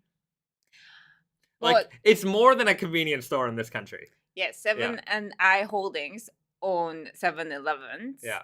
Like the convenience stores, and I mean each convenience stores are the independent, but like they hold a franchise. Yeah. And they also own a lot of different things. Like they're like basically retailers. A bank. Like they have a bank. They own a bank. And they also have a bunch of different stores. I'm sure they have some kind of real estate things too. It's a conglomerate. Yeah. It's Japanese conglomeration. Yeah. But I was in the store the other day, and they had with the 7 logo. Yeah. So the thing about that is that 7 and a lot of businesses work this way, but what's weird about this is that 7 and I Holdings, that holding company that owns everything, their logo is basically 7-Eleven logo. Yeah. Like when you look at it, you can recognize it as 7-Eleven. So whenever they make something with that logo, it makes you feel like you're looking at 7-Eleven jeans or 7-Eleven shirts. Yeah. So I saw these jeans by 7-Eleven, and I'm like, oh my god, I just want to own them just so that I can say I have 7-Eleven jeans, because I thought it was funny. Like, you could get a Slurpee and jeans from the same company. Tatenyoka needs to make some Slurpees. That's all I've got to say. That would be a good thing to... They don't sell Slurpees in Japan. There's a 7-Eleven on every corner. They don't sell Slurpees. Yes. The biggest shame. Unbelievable. But yeah. If we started serving Slurpees at Tatenyoka and New York City, maybe that might bring in some more people into raw denim. Yeah, blue Slurpees, indigo Slurpees. That'd be fun. I wonder if we need a license for that. Can't sell food here. Probably. Yes. Probably. Bureaucrats. Or what if we give it out? No, that's even worse. You're not allowed to give away food. Really?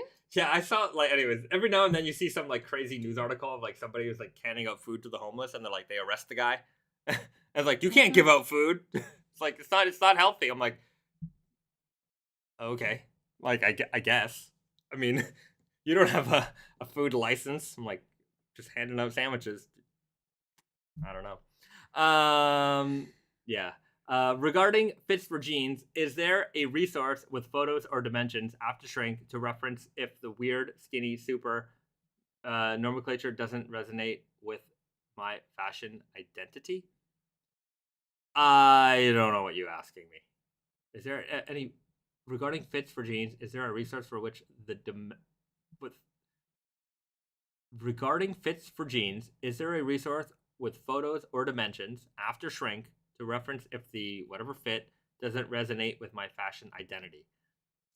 No, there is no resource for that. But if you want to see how things fit, we do have fit photos for most of the jeans on the website. Mm-hmm. And if the jeans shrink in the sense that they are an unsanforized denim and there's an expected 10% or more shrinkage, we do have the pre and post soak measurements, and when we talk about soak, when we do the post soak, we actually do a hot wash and a hot dry. We do absolute maximum overdrive to make sure we have the worst conditions of shrinkage possible, so that you can, keep that in mind. Yeah, but I don't think you should buy unsampled jeans if you're not sure. Yeah, I think that's. I mean, we rarely make unwashed unsampled jeans anymore because it's kind of a complicated thing.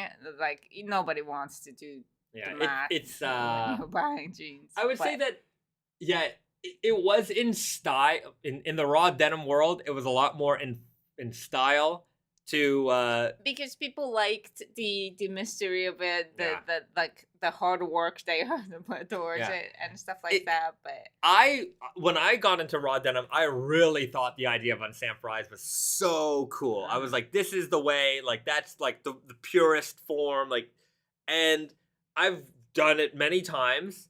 But I do find it interesting how that really fell out of, like, nobody is saying like really pushing for more of that anymore. Because there's a reason why we evolved past. It's like we're going through history again. Yeah. And then it's kind of sometimes cool to like old school phones. Sometimes it's fun to play around with it. It's like, oh, this is so cool. But you actually don't want that unless it's like, like the reason sometimes we still do have sell unsampled things without washes is because like the nature of the fabric cannot be preserved with some, if you go through the samplization process, like King of Slub, Lord of Nep, all of that stuff, because you couldn't preserve those naps and like stuff like that. But other than that, if you're like working with relatively regular jeans, samplization is just better, or pre-washing it. But the Bruins brothers just soaked my first pair of unsampled jeans today. They are currently drying in my bathroom. Haha. And that's cool. But that's no. If you want to do that, that's great. But what I'm saying is that, like, for people who are like worried about like, oh, how is it gonna fit? Like, is it actually my style? Blah blah blah. Yeah, I think samplization is way too complicated for you. It might be. Yeah. But yeah, my point was that, like, I don't hear like even like the hardcore, like, the murmurings in the chats anymore, like really being gung ho about unsampled anymore. Like, one wash is one thing, like a rinse wash, like what we do, like, Tempe style, what we do for our MIJ line. Like, it's all unsampled denim, but like we took the shrink out for you. Like, we basically did that soak dry cycle for you, which is clearly much more convenient for you guys. You still get the unsampled, texture and all that stuff. But I even remember wearing unsampled jeans and being like, I'm not washing or soaking these ever. I'm gonna go pure raw all the way, no wash, no soak, no nothing, never. And like, there's less of that out there in the world. The Bruins brothers, it was fun. I'm a small size, so the fact that the shrink is great for me. Just up to you, right? Just up to you, absolutely. We'll probably still have some every now and then. But I think in the past, I think we not that we offered a ton of it, but every now and maybe once a season for a while, we used to offer things like that. It's kind of, it's just a mix of inconvenience and like, I think maybe people just like want to be sure that the jeans fit rather than like trying the guesswork. Although, I mean, I still think that it's kind of a fun experiment. Yeah. And if you're just getting into it, especially, I think it would just like be a fun thing. But like if you're like into, fourth, fifth, sixth pairs, like you might not want to deal with that also. Right. Yeah, it's part of the raw denim progression, I guess. It often starts like this. You get your first pair of raw jeans, you start wearing them, and then like you get the bug. It's just like any other hobby like guys get into or anybody gets into. You get the bug and you're just like, okay, I've got my raw jeans on that I like. Now I'm on the forums. Now I'm on Instagram. I'm looking through. I'm like, oh, now I need a heavyweight pair. Now I need a black pair. Now I need this. And then you just start going through, and then you start, you amass a couple pairs, maybe, 3 or 4 or 5. I need an unsandfries one. Sometimes people like get real hardcore real fast because, they feel like that's what they have to do. You got your standard pair, 13, 14 ounce.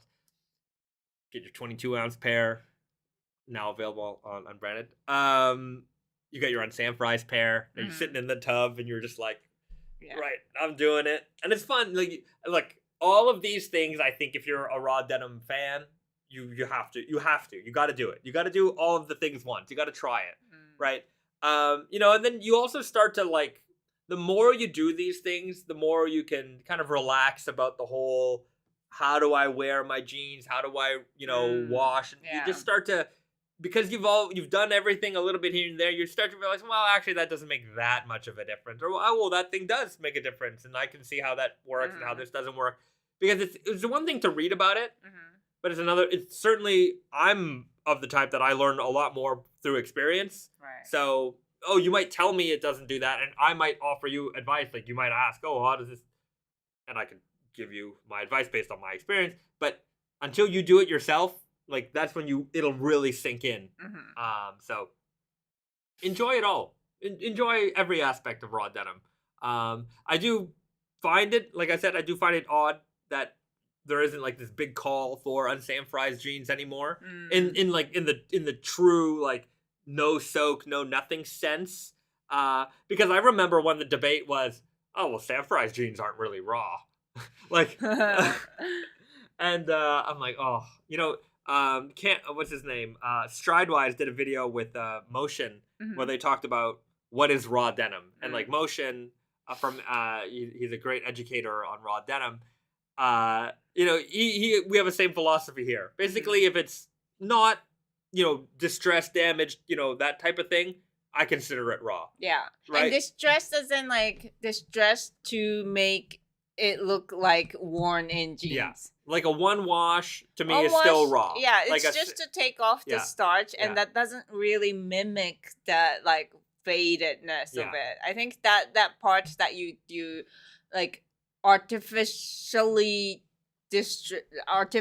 make jeans look older than they are, worn in than they are. I think that's the line that separates raw denim from everything else. Right. So yeah, we went from like I'm on forums, sandfries. Oh yeah, that's not really raw. But also my again when I sometimes I'll say things like the forums, like it's like one person or a couple I'm being I don't know what the word is, but it doesn't represent the entire forum. It's just these were ideas that murmured around for a while, and I'm even in the forums, there was somebody in there to be like, oh no, you're wrong. Like that's not true. So there's a lot of opinions on the forum. So don't. I'm not trying to talk down on these, or anything like that. But it's also like I would have to say like sometimes it's just a matter of convenience. Like sometimes I call like raw like unwashed. Because, on the women's side, like, we do a lot more rinse wash than men's side. So it's more common to rinse wash or women's jeans. And then when it comes to, like, actual raw, like, non-washed denim that's coming out in women's fit, sometimes I call it, like, true raw or stuff like that. And not that's not to mean that, like, that the rinse wash is not true raw. Like in my opinion, it's hard to explain that entire thought process. Yeah, just words at this point. And then it's and I also think that like this is not to like alienate people in either way. Like if you like rinse washed but still like want to do the raw wearing, then that's that's completely fine. And the other way around too, like you hate rinse wash, that's also fine too. But it's just there's no wrong way really. It's kind of like the stretch denim versus 100% cotton denim debate. Oh, that's not authentic. Guys, if you're wearing jeans to fade them, that's it. Right. That's it. I don't care what you're wearing. Right. Like that's it. If we're all, that's what we're all about. And you're not less because you wore a one wash or versus a Sanfrais versus a stretch denim versus a color.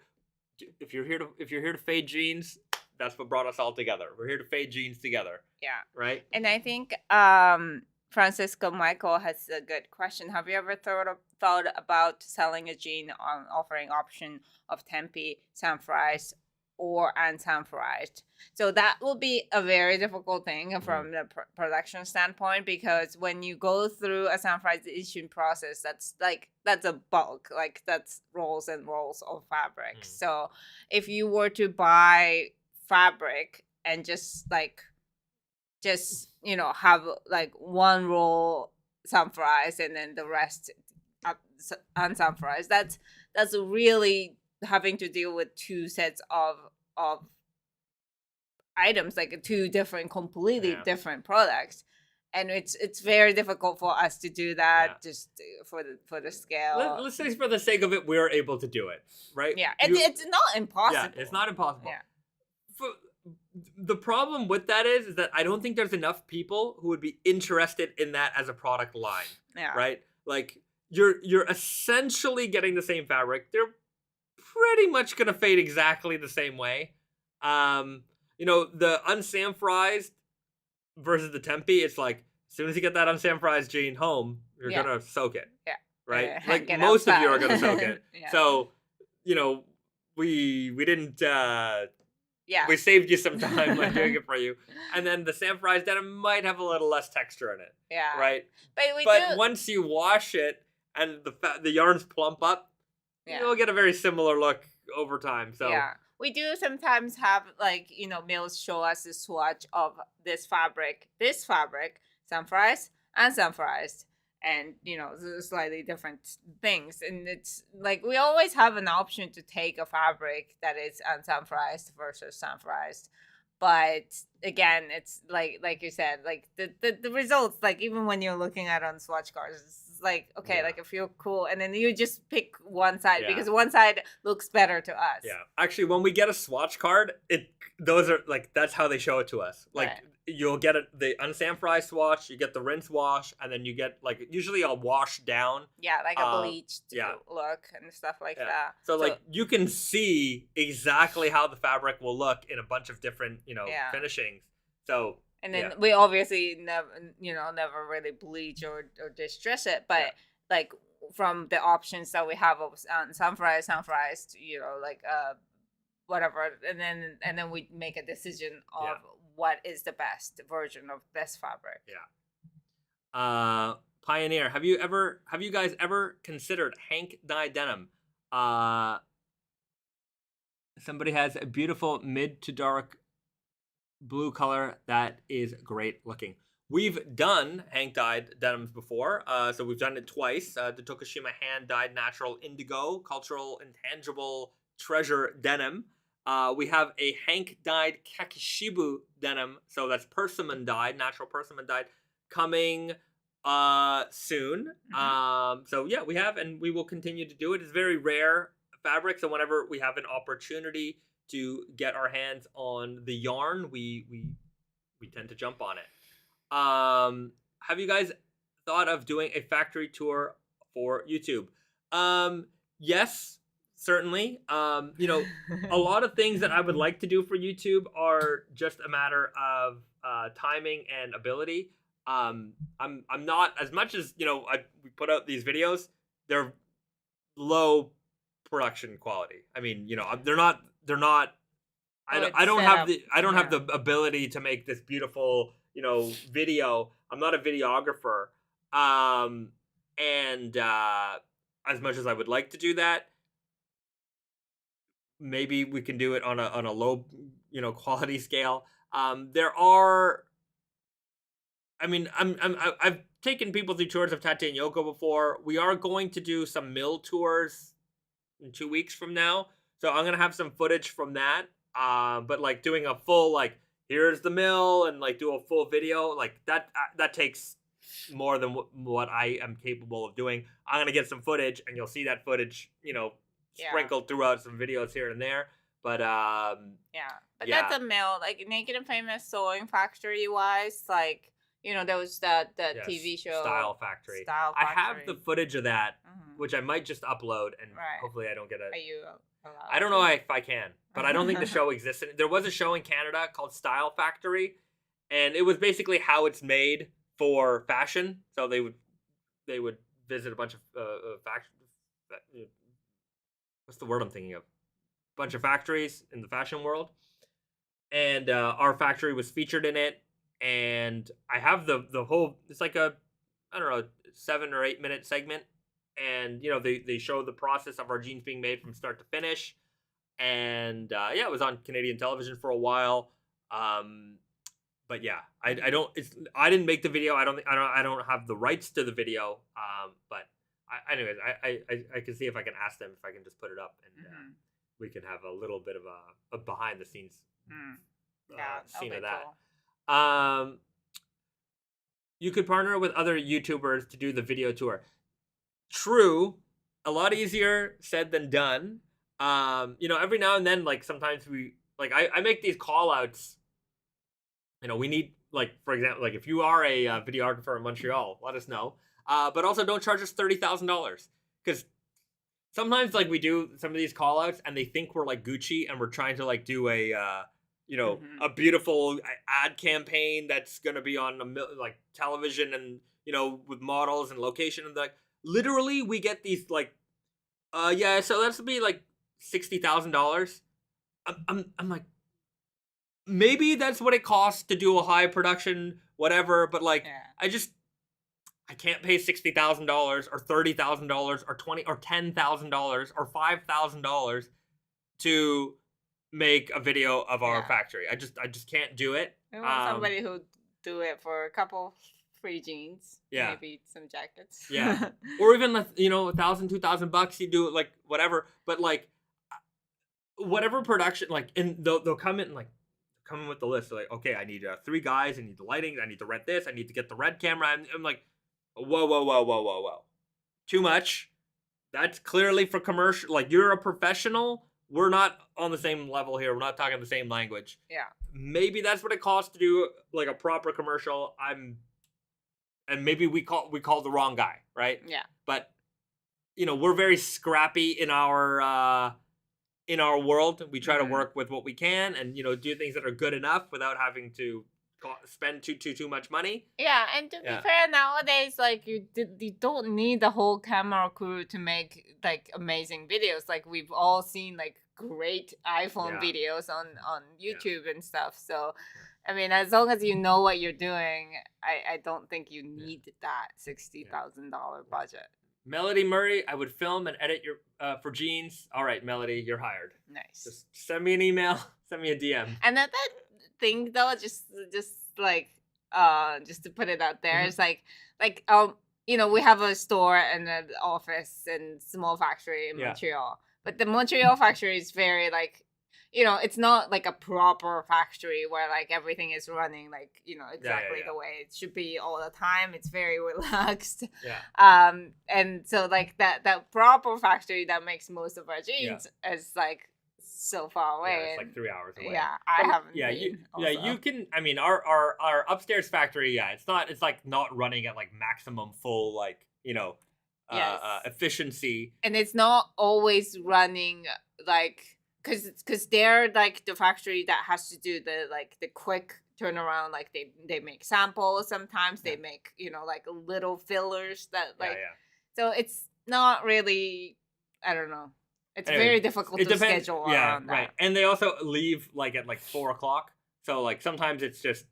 They start early, they leave early. Yeah. But anyways, they're also in the middle of a warehouse. Like there was a warehouse on both sides of the factory area. You'll see it. I mean, like if you get it at the right time, it's working at like it's very exciting. But like sometimes the cutter guy, like the cutter comes in at like 6. Like like they don't all work on the proper schedule. I don't know. Yeah. It's just not a great factory like experience. Yeah.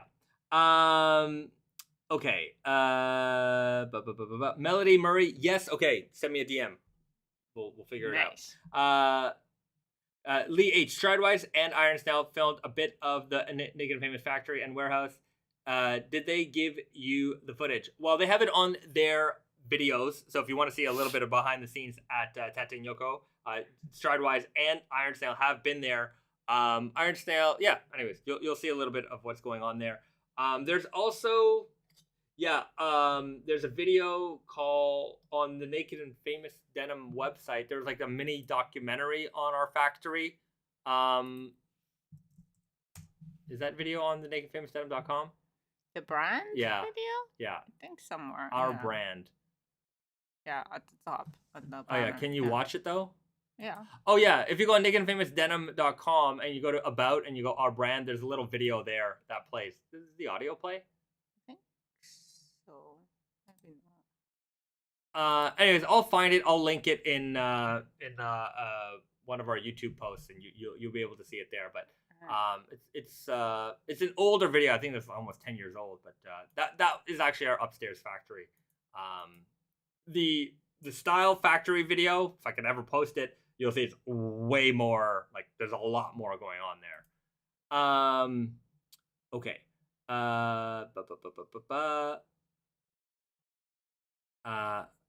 The Raven, listen, I can't give you cash, but I have an amazing surplus of left-hand twills with your name on it. It's true. We can pay in jeans. Barter system. I like the barter system. Yeah, nobody has to pay, extra. I give you what you need. Tax. You give me what. There was in Montreal. I don't know if it went around the world, but there was a thing called Buns, and it was on Facebook. There's all these, like, they were called Buns groups, and it was all just barter trading groups. It's like, I have headphones, you have a blender. Like, let's just trade. Like, like, it wasn't. I liked it because it wasn't about value so much. It was like, you have everything I need. And I have everything you need, and neither one of us are using this thing. So let's just make our lives easier, right? I need that thing, you need this thing. And anyways, I thought it was a cool group. I participated a lot. Like good old days. Yeah, good old days. Yeah, like, anyways. Riley O'Brien, as a consumer, I feel I get value out of your videos as they are, especially these streams, and you and Risa share your knowledge and interact with us. Get to ask the source of the products. Right. I mean, look, information, I think we're pretty good at giving information. Yeah. A polished video, ask any of those guys who make videos. It takes time, right? It takes a lot of time to put those videos together. Even the ones that we make in our home, I mean, 5 or 6 minutes or 7 minutes of a video that we do, like, there's like 5 to 10 takes of that, right? We shoot that a lot so that we can make it look right. I know it's hard to believe because it's so not perfect yet, but yeah. But yeah, we do a lot of takes, and we shoot all the B-roll and, like, just getting set up for the B-roll, and, like, there's a lot of takes of that and editing. It's a whole production. Anyways, if I had more time and more skills, I could probably make better videos, but that'll come with time. If you watch the videos I used to make like 2 years ago, they're not good. Anyhow, James Tice, I've been there. Thank you. Garrett showed me and my family around. Right? Nice. Yeah. If you ever come to Tate and Yoko and we have time, you can always ask, and we might be able to give you a little tour of the factory. Ever considered creating a Naked Famous Denim branded belt buckles? The tragic blonde would look awesome in stainless steel. Haven't considered that, but Branded doesn't like branded products so much. I think the mugs might be as far as we might go. Is it like the one that I'm thinking of, like a square buckle, with the Naked and Famous logo on it? Yeah. Mm-hmm. Yeah. I don't know. That might just be a little too much. Yeah. If it's a small one, maybe. Yeah. I don't know. Okay. James Seitz came into the chat late today. Any info on the Higonokami knives? Yes, you'll have to rewind a little bit. We talked a little bit about it. Not that much about it. But stay tuned for Tate and Yoko to do a video. They're gonna do like a little live stream. Covering the new knives that are coming up. So that's so they have the goods already. So we'll release it very soon. Yeah. BD, holy smokes, are you folks ever helpful? Couldn't ask for better customer assistance. Well, you are welcome.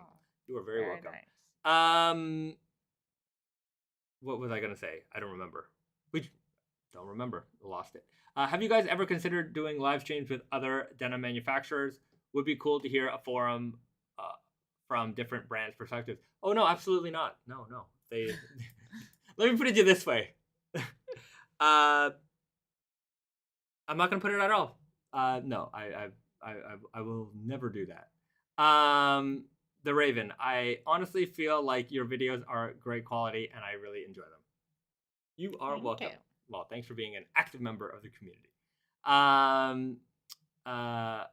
I look forward to my Friday nights at 7 p.m. watching you guys. I'm new to this world of raw denim and appreciate you guys for doing this. Well, David Macy, thank you for joining us. And you, and many like you are the reason why we do it. You know, for us, it's important to, put out information, let people know what is real, what's not real in the denim world. You know, the more you know, in fact, the more you know about raw denim, the better the products that we can make.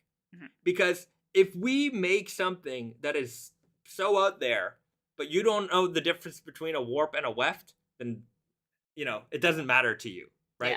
Yeah. Or you don't understand the complications of making a yarn a particular way, then it doesn't matter to you at all. It matters to us because we think it's really cool, but if it doesn't matter to you, then it doesn't. Yeah. There's no consumer for it, right? We have to always make sure, we put up the information why it is cool and why we're excited. Yeah. Otherwise, there is no value. Otherwise, it's just like a weird looking jeans. Yeah. Yeah. Yeah, there's a million reasons for doing these live streams. Also, I like talking about denim and jeans and random stuff in general, but the fact that we have such an educated, knowledgeable customer base means we can make crazier stuff. Like, the King of Lords wouldn't exist if you guys weren't such denim nerds. Mm-hmm. That's it. That's really it. So, if you have questions, you want to learn about something, I'm happy to tell you as much as I know and share information. If we have to look up and research something, we'll do it. Sometimes, we have to go to the mill and ask them because we don't know. Yeah. And we'll bring that information over to you guys. And also, sometimes there's a weird, interesting challenge on can we make this? That's the part that I like about these videos, where you guys ask us, can you make something like this? It's can we? Even though it's not something that we would, but I like thinking about whether we can technically. Right. Like a double, like a warp weft core color fading jean. Yeah. Could you make that? It's yes, and then reasons why we would or why we wouldn't actually make it. So, fun little fantasy brain teasers. Yeah. Fantasy denim brain teasers. Chuck De Beers. Interesting response. Not what I was expecting. No need to explain. Love your videos, guys. A lot of my knowledge about this hobby has come from you guys. Appreciate everything you do. Yeah. You are welcome. Like BD says, we can do a video with Unbranded brand denim. Yeah, that's it. Mm-hmm. Unbranded, no problem. Unbranded is welcome on the show anytime. Hey B, looking forward to your spring summer 23 season video intro. I like the increasingly dramatic video intros. Lee H. Increasingly dramatic. Yeah. Whoa. Hey, how's it going? I don't know how dramatic I was in the last one. Not very, I think. I don't remember. Yeah. Did we even do it? I don't know if I did that bit exactly, but I definitely didn't do it as dramatically. Okay. Yeah. We need to top ourselves in this department. I feel like we do. Last time it was a bit of we were in a bind to get that video made. Right. Yeah. So we just didn't have the emotional capacity to we were it was a lot of overdrive work during that time when we were in Montreal. Yeah, I'll drop that video sometime in December. Okay, the Moor. I educated someone today about warps and wefts, grandrel, fade, raw, all that learned from the Naked Famous live stream. Thanks. All right. I'm glad. Spread the word. Spread the word. Spread the good word of denim, raw denim, and all of that stuff. Alex K. It shows that you've both genuinely. It shows that you're both genuinely passionate about what you do and the product you create. It gives me a dopamine boost at the end of the week. Well, I'm glad. Yeah. I'm glad. Spread the gospel. That's it. Spread the good gospel of raw denim. Spread the word. Tell your friends. Tell your enemies. Tell everyone. Okay. Here's what we're gonna do. We're gonna hit that like button, everybody. If you haven't hit that like button yet, now is definitely the time to do it.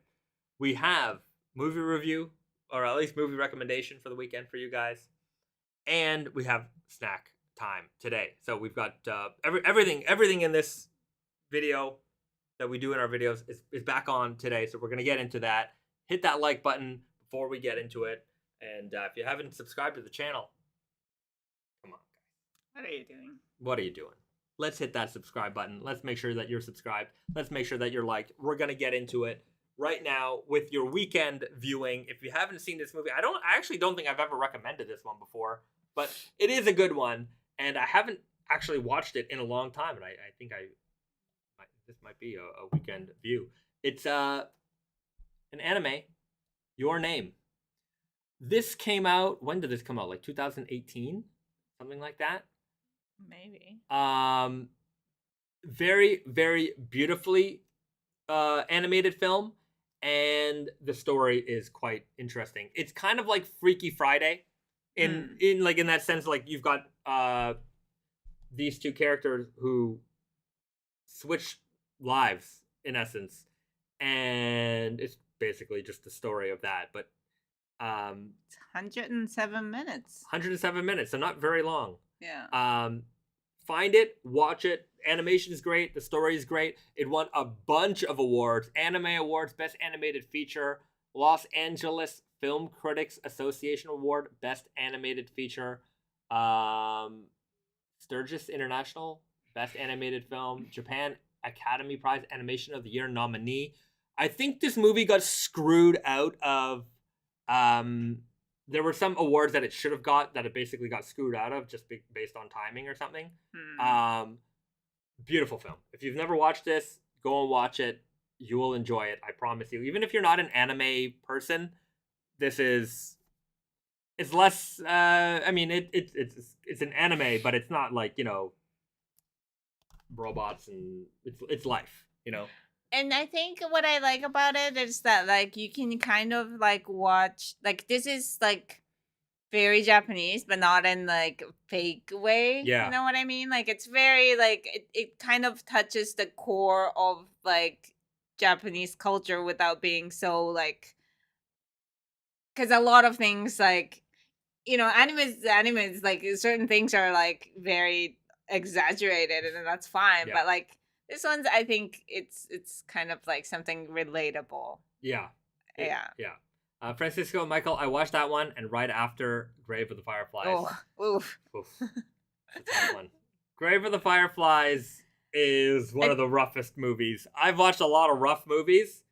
That's up there. I think it hit you so hard because you didn't expect it. Yeah. It's a Ghibli movie. Yeah. And I grew up watching it. Like, I watched it as a very, very small child. Like, and when you have a VHS at home, like, you watch it over and over. So I kind of had, like, a built-in tolerance for it, even though, like, that was, like, when I watched it with you, that was, like, the first time I watched it as, like, a full-grown adult. So, like, it was very difficult. But, like, first time watching it without expecting it as a full-grown adult, like, it's I don't cry really often, rough. But Grave of the Fireflies, I wept. Just that was I will never watch that movie again. I Really? won't. Never. I can recommend it to watch, but I will never watch that movie again. It is very rough. Grave of the Fireflies is rough. Yeah, that's yes. You need to, like, cleanse your palate afterwards with some kind of Disney happy movie. Yeah, it is. It's a tough one. Yeah. Augustus Au writes, "Your Name is so good." Your Name, this movie, brought tears to my eyes. Another one I really liked was A Silent Voice. Would you also have any Japanese music recommendations as well? I don't know the movie A Silent Voice. We'll have to check that one out. Okay, A Silent Voice. Japanese music recommendations? I don't know. My Japanese music knowledge ends at, like, 1999. 2006 maybe. Yeah. Yeah. Utada Hikaru, First Love. That's a good album. That's a that great whole album. album is great. That's the one. Yeah, I was really into Mr. Children for a long time. That's basically my I don't know, my middle school, end of elementary school days. They have good songs. There you go. Yeah, I don't know what's going on currently but like in the world. this movie has very good like soundtrack. Your Name, and like I think the same team made another movie called Weathering with You, I think it was called. And they have also a very good soundtrack if you liked that kind of style. Junior writes, I got to watch Grave of the Fireflies now. Haven't seen it. Prepare for a rough night. Yeah, add like a box of tissues with you. Yeah. So it's a beautiful movie, but very, very touching. Very hard to watch. Okay. All right. Let's get into snack time. Yeah. Because we got something special, something interesting from the shelves of Japan. What do we got here, Risa? So this is a very famous, like a long running like snack series called Painomi, and it's like a small, tiny, like individually wrapped pie with usually a chocolate or like sometimes they have strawberries or other kind of sweet flavors with it inside like that. But this one in particular is how do you pronounce this? Camembert cheese? Camembert. Camembert cheese with black truffle. So this one is not a sweet like chocolatey flavor like the rest of it. It's a sophisticated taste. This is like you can have it with a glass of wine kind of thing. So it's not a sweet snack. Yeah. But I was kind of excited because I do like Painomi. And these are not individually packed. Right. And let's just does it recommend microwaving these or something? Oven, yeah. Ovening them. Yeah. All right. Well. Oh, microwave. Anyways, it comes in a nice little box with some instructions here, and the package. Very nice. Look at that perforation.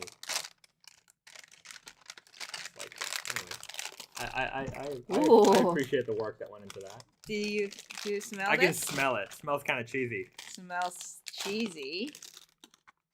Oh, it's actually got a lot. It's been a long time since I had Painomi, so maybe they are not individually wrapped. Yeah. I don't remember. Anyways. Okay. Yeah, it looks great. It looks, Looks like a pie. Looks like a mini pastry. Pie. Yeah. Smells very cheesy.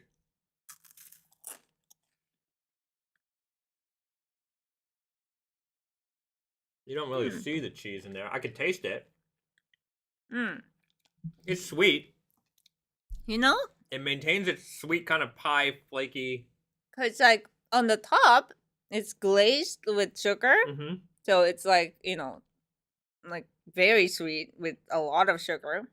In the bottom, it's like regular pie, which I really like. I think they might have... Like, I feel like they should have adjusted the amount of sugar that's on the top. Yeah, I taste the sugar mostly. Yeah, it doesn't, like, it kills the flavor of cheese. It can smell like cheese, but... And I do not taste truffles at all. Not at all. Which is weird, because most truffle-flavored things are, like, very overpowering. Yeah. But this one... It's not a bad snack. I like it. Yeah, it's okay. I mean, it's definitely sweet and candy-like. Yeah. But I do like this, like, twist on sweet snacks that are now savory. Mm-hmm. How's that creaminess of the cheese in there? That's all right. I mean, I'm never going to crave this. But if it's there, I'll have it. I just like the idea of convenient, like, and these are very crispy. Yeah. Like crispy pie. Yeah. This would be nice with like a tea or a coffee or something like that. Mm-hmm. Wine, I don't know. I've never had a wine before. So I don't drink. So would that be nice with wine? With wine, I think I would want less sweet, honestly. Right. I don't like to eat sweet things with my alcohol. Okay, well, if you come to Japan, this definitely is a limited seasonal item. If you're coming anytime soon, check it out. You'll find them at your local 7-Eleven. Yeah. Not next to their jeans, because that you'll have to find at some kind of. Yeah. What? No, the 7-Eleven jeans. Saying. Yeah. You'll find those at actually at our grocery store. If you find an Ito-Yokado anywhere, it's one of those like old school, like it's usually a whole building with multiple floors, and some floors they sell like home goods, clothing, and then grocery store, and everything else that you need in life. Yeah, it's kind of like it's Walmart as if it was separated into a department store. Like, because Walmart sells everything. You can buy clothes, you can buy home goods, you can buy groceries. This is like that, but like every floor is its own thing. Yeah, and they're not like I hate to say it, but it's like this is where older people shop, so they don't have a lot of like younger items. It's very catered to a certain age demographic, which is a big demographic here. But anyways, we'll leave it there. Francisco Michael, Naked Famous Denim 7-Eleven collab versus Naked Famous Kirkland Costco collab rivalry. I'll do both. I don't need to. You know what? I'm happy to do both. I would do a Slurpee Selvedge. That's a good one. Slurpee Selvedge. That would be so sick. And then just Costco. Yeah, and then just like the Kirkland, Kirkland special. We have room for both of those things. So there you go. If it happens one day, you guys, we're doing it for you. Doing it for me. I'm doing it for you. All right. We're going to leave it there. Everybody, thank you so much for tuning in to another live stream, for hanging out with us on our Saturday mornings, Friday evenings. For many of you, be sure to join us next week. We will be back. We'll be back same time, same channel, 7 p.m. Eastern, right here on our YouTube channel. Like, share, and subscribe to our channel. Before you go, do something nice for yourself, and especially do something nice for somebody else. And we will see you guys real soon. All right. Bye, everyone. Bye, guys. Eat some pie. Eat some pie.